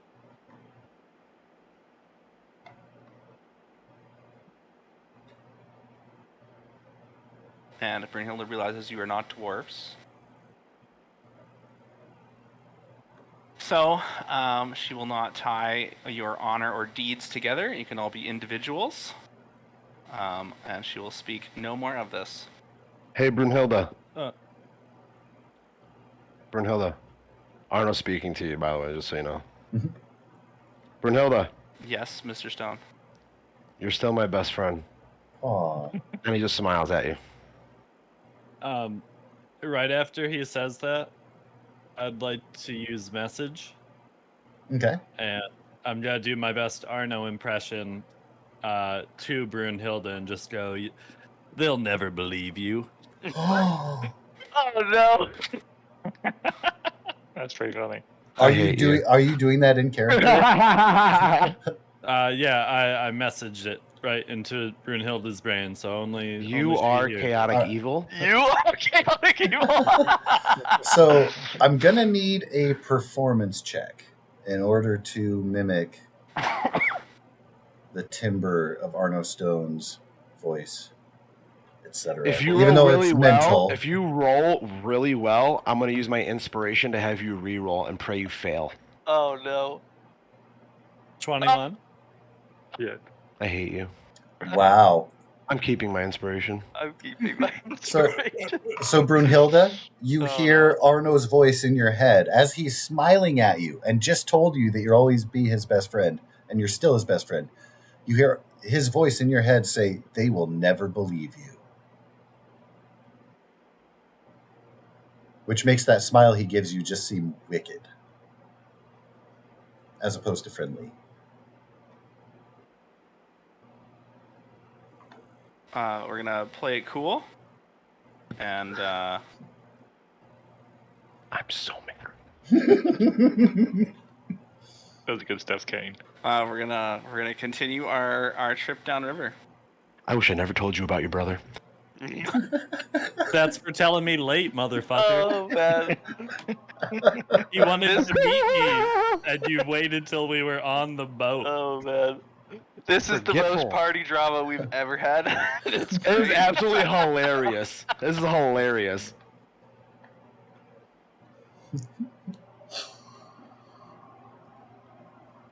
Well, it's going to be a little bit of a tense boat ride for the remainder of your journey upriver. A little bit quiet, some awkward glances shared. Well, actually, no, because none of us knows this happened. Yeah, we all, everyone except for Kane and Brunhilde thinks that, the issue has been, mostly resolved. But still a little bit awkward. Like, you guys just had a full-on confrontation. Mini trial. Right. So it'll take a little bit of time to settle in normal out there. That friendly camaraderie being shared.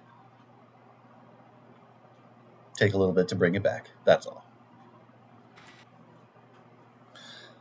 But with that, Well, sorry, go ahead. I was going to say, I don't have enough wisdom to read the room very well, so I think everything's hunky-dory.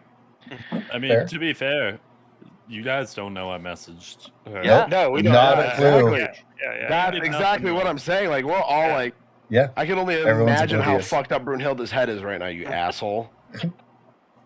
She's had an emotional few days here. Deep breaths, Ray. Deep breaths. Arno Stone's gonna go to the front of the boat, take that Indian pose, sit down, lay Hanali across his lap, and begin to meditate.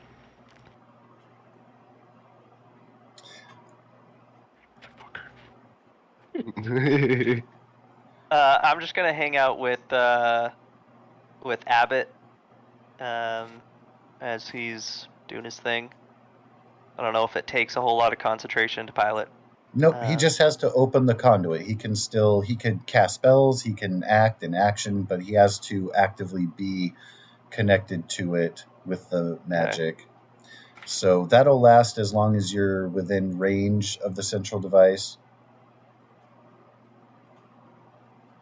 Okay. And I will assume that you have your piloting connected when acting on board. Let me know if you are actively disconnecting and putting it out of commission, if you will.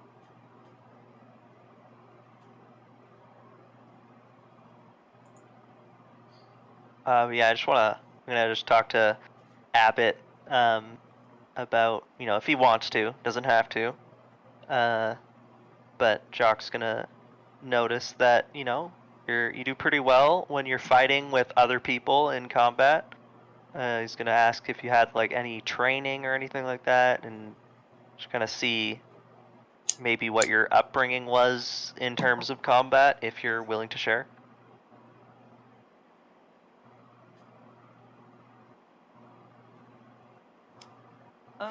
It was mostly the learn as you go kind of thing.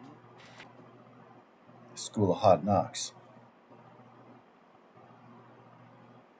I mean, he'd probably avoid saying that because he'd reflexively groan and eye roll if he said it. But basically, what he means, he'll just show you one of his assorted scars and be like, I learned the hard way, unfortunately. So, do your scars represent your training progressively? Like, this one taught me to always keep my left hand up. This one here taught me to keep my footing secure, etc., etc. I mean, roughly, but there's a lot of duplicates because he can be a little dumb sometimes. Forgetful and whatnot, and be like, yeah, keep that arm up there.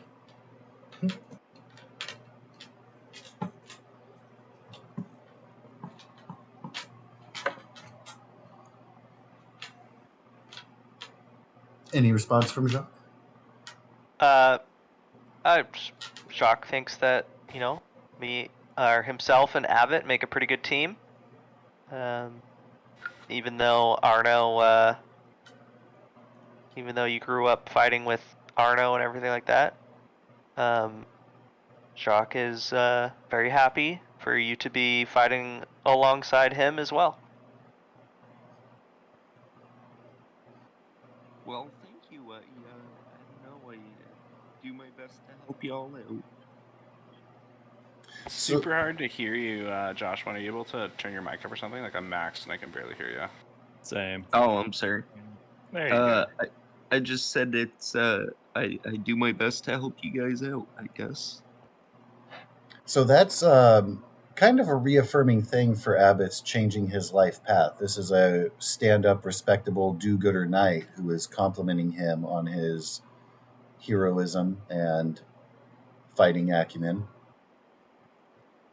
appreciating you as a companion. Just something for your inner spiritual journey that you're going through these days, if you will.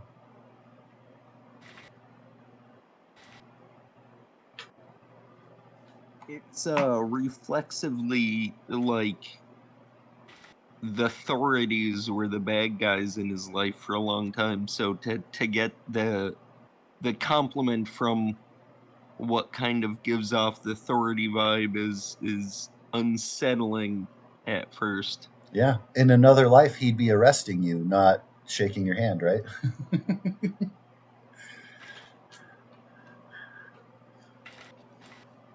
I mean, yeah, literally that. And then, whatever small talk Jacques can get out of Abbott, he will. He just kind of wants to, this guy's new, and he doesn't seem to be very vocal or active, so Jacques, being an extrovert, is trying to, wingman this introvert into experiencing Solamnia from his point of view. Very nice.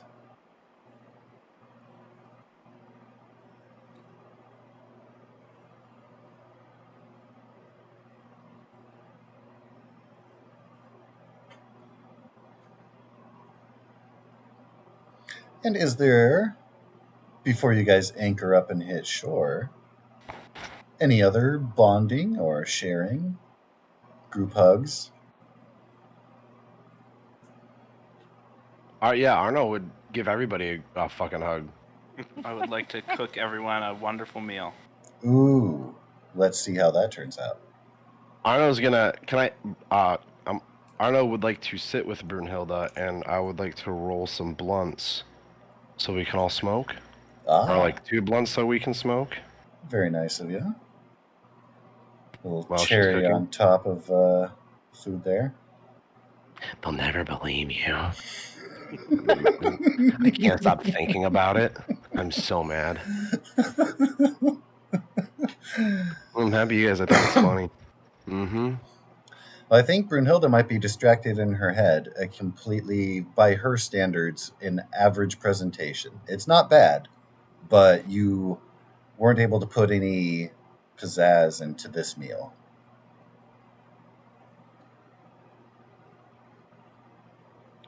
Straight up ration-y.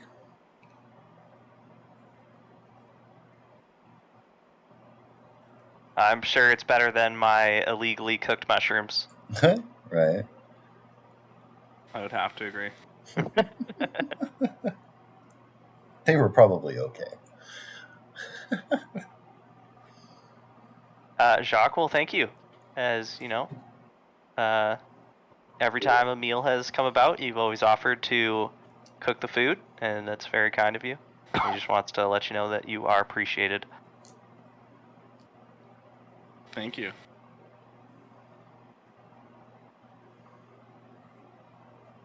Blink.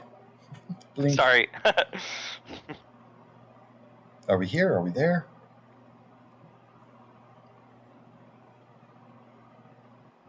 Can we see the farmstead from the shoreline? No, you will have to walk in a ways before you're able to observe. Okay. There are like trees and whatnot in the way. Oh yeah, things and Okay. stuff. Yeah, it's not on the shore. It's just easier to reach it from the shore than tromping across the land. Plus, since you guys are heading up past Vogler, it's a convenient stop along the way, being able to riverboat it. So yeah. Okay. Right. Yeah, essentially you'll be setting up anchor in this little nook and then traveling down past that little forested edge and then into between the hills and the forest area there. All right. Awesome. Yeah. And without Well, after we eat, Jacques is ready to depart. All right. Do this. Well, you're not going to see much besides some wildlife critters scurrying about in the fantasy realm. Your 6-legged dogs and the like. Our weird Ancelon fauna. Right. So or flora and fauna. You're going to hear activity before you get close enough to see. And it sounds like battle. so it puts a little bit of a skip into your step. But once you arrive, as predicted, you observe what appears to be some training operations going on. And did I move the flag? I did. Okay, so you guys should be able to see the map there. Now, I do want to mention, as you guys are arriving on the scene here, you haven't been seen. You have plenty of time to approach and assess your surroundings here and plan accordingly. Pretty well aware of everything. You have time to kind of scout in a little bit and everything. Kelp, bam, mage armor. This is an awesome farmstead. So I believe that if I'm going to be paying mid-journey for my silly projects, I should also utilize it for as much as I can. So I've been trying to stop myself when I go to like Google a map. I'm like, no, let's see what mid-journey can do for me. Oh, this is a mid-journey image? This is badass. This is sick. Almost everything I produce moving forward will probably be such. And I'll do my best not to make it too wonky, but like, so for those two of you who are present, who are in the Storm King game, you'll notice in the Thornhold, there's that spire of that building that's all wonky and crooked. And I put in the description that it was a quirk of the architect, not a mid-journey funkiness, but I did call that out. It is a thing. So I say embrace all the weirdness, call it out when you see it, because if I miss it, I want to know the weird things because I'm fascinated by it. I want to know, are we calling it right here? 6 fingers and stuff. So that is what I wanted to mention. We're right at 10. I don't know about schedules and stuff. So I wanted to give you guys time to see it, assess it, have the opportunity to battle plan. I just wanted to propose an idea. So like next week when we meet up next Tuesday. Yeah. Let's just do like 5 minutes of our group talking about a tactical way to approach the situation, and then just jump right into it. Yeah, but definitely. We only have 5 minutes. 5-minute timer. Well, I mean, it's up to you guys. You definitely have time to assess. As long as you don't make big bangs and flashes, you won't catch their attention because they're very much engaged. See, in training. A hobgoblin guiding little bands of goblins. And then, of course, distantly, where you do see flashes is over by the rock wall, and it's further away. But you can see sparks and light coming from that area once in a while. Okay. Awesome. Okay. Cool. Because I'm thinking there's a lot more forces somewhere else that we can't see. You're just gonna run in anyway. Well, I want to, right but this is a different. There's a you lot. You can't die. You're invincible. Get on free information for Arno for your assessment here. You guys didn't encounter anything on your way over here, and from your vantage point, things are kind of cleared out in this area. So I would be searching for like pretty well what you get. I would be pretty comfortable with that. Like caves or caverns that things we can't see that are in there. Like, how big is that fucking place in there? Yeah. So this is, you will know from the landmarks given and such, this is just the remnant of an ancient wall pre-cataclysm. Similar to that, okay. There were walls in Calaman, of course, that stood the test of time. This one a little bit older, but it is clearly originally had been man-made, has fallen to ruin. But there aren't any caves visible. It's pretty flat land, both here and on your way to get here. Okay. All right. So if you were to be ambushed, you'd have plenty of time to kind of see it coming. If you weren't engaged in training and trying to impress new supervisors and such, you might have more wherewithal. From Arno's perspective, arriving adventurers. From Arno's perspective, looking over what is in front of us, Arno knows that we'll have no problem dealing with these at all. Yeah, we'll just send Arno in by himself. Yeah. No, I'm not saying I can go deal with them by myself. I'm just saying us as a group will destroy all of these. So there's got to be something hiding somewhere. for them to have a control of a territory like this, there's got to be more somewhere that we can't see. I say we pull out and do a little bit of scouting. Okay. Remember, my specialty is war and battle. So he starts leaving. Oh Are wait, you- wait, wait, wait, Yeah, wait. so No, he actually, no, starts I He's was just looking hiding for behind the Brunhilde. wizard. No, I wanna stay near Brunhilde, so she always has an eye on me. Mm. I'll put myself over here, so I'm... Maybe I have an idea. Maybe, if possible, before every fight starts, you should tell Brunhilde what you're trying to do. Okay. And then that way, you can actually start accomplishing things that you say you're going to do in her eyes. Mm. I sure hope no one undermines that secretly. Was there? I don't know. Did I notice that weird tone in his voice when he said that? You said that out loud, right? No. That was out of character. Can we roll odds or evens, because you didn't say that? You know what I'm saying? God, I could have heard you, bro. Motherfucker. It'll be fine. Don't worry about Yeah. it. Right? No, I know. I Yeah. just teasing. I'm sure everything will all pan out in the end. I can't wait. And It's hilarious, out. bro. It's the funniest drama I've ever seen. I'm loving it. This will get a lot of YouTube views. If and when we Alright. ever broadcast. Because Yeah. no one would be expecting Kane. No one. That was the last thing anyone was expecting. No, that completely came out of nowhere and was super awesome. It's just like when Rachel killed Kella in Nightstone and took her identity, I was like, what the actual fuck is going on? Yeah. Like, I had no... Literally. Yeah. Literally. I was like, So yeah, good I'm call. in my head, I'm thinking, I'm a good guy. Alright, well, Steve's probably got to go. Yep, gotta go. Love you guys. Have a good Cheers, night. Steve. All Night, right. everybody. Have a great evening. If everyone wants to know the NPC story, let me know. Oh, I Yeah. 100% want to know the NPC store. How long are you guys going to be on? I have to run out. So the corner store is going to close soon, so I have to run. Are you guys going to be on for the next half an hour to an hour? I am Yeah. waiting for you to come back, Josh, too. You're waiting for what? Sorry. I will wait for you. Aw.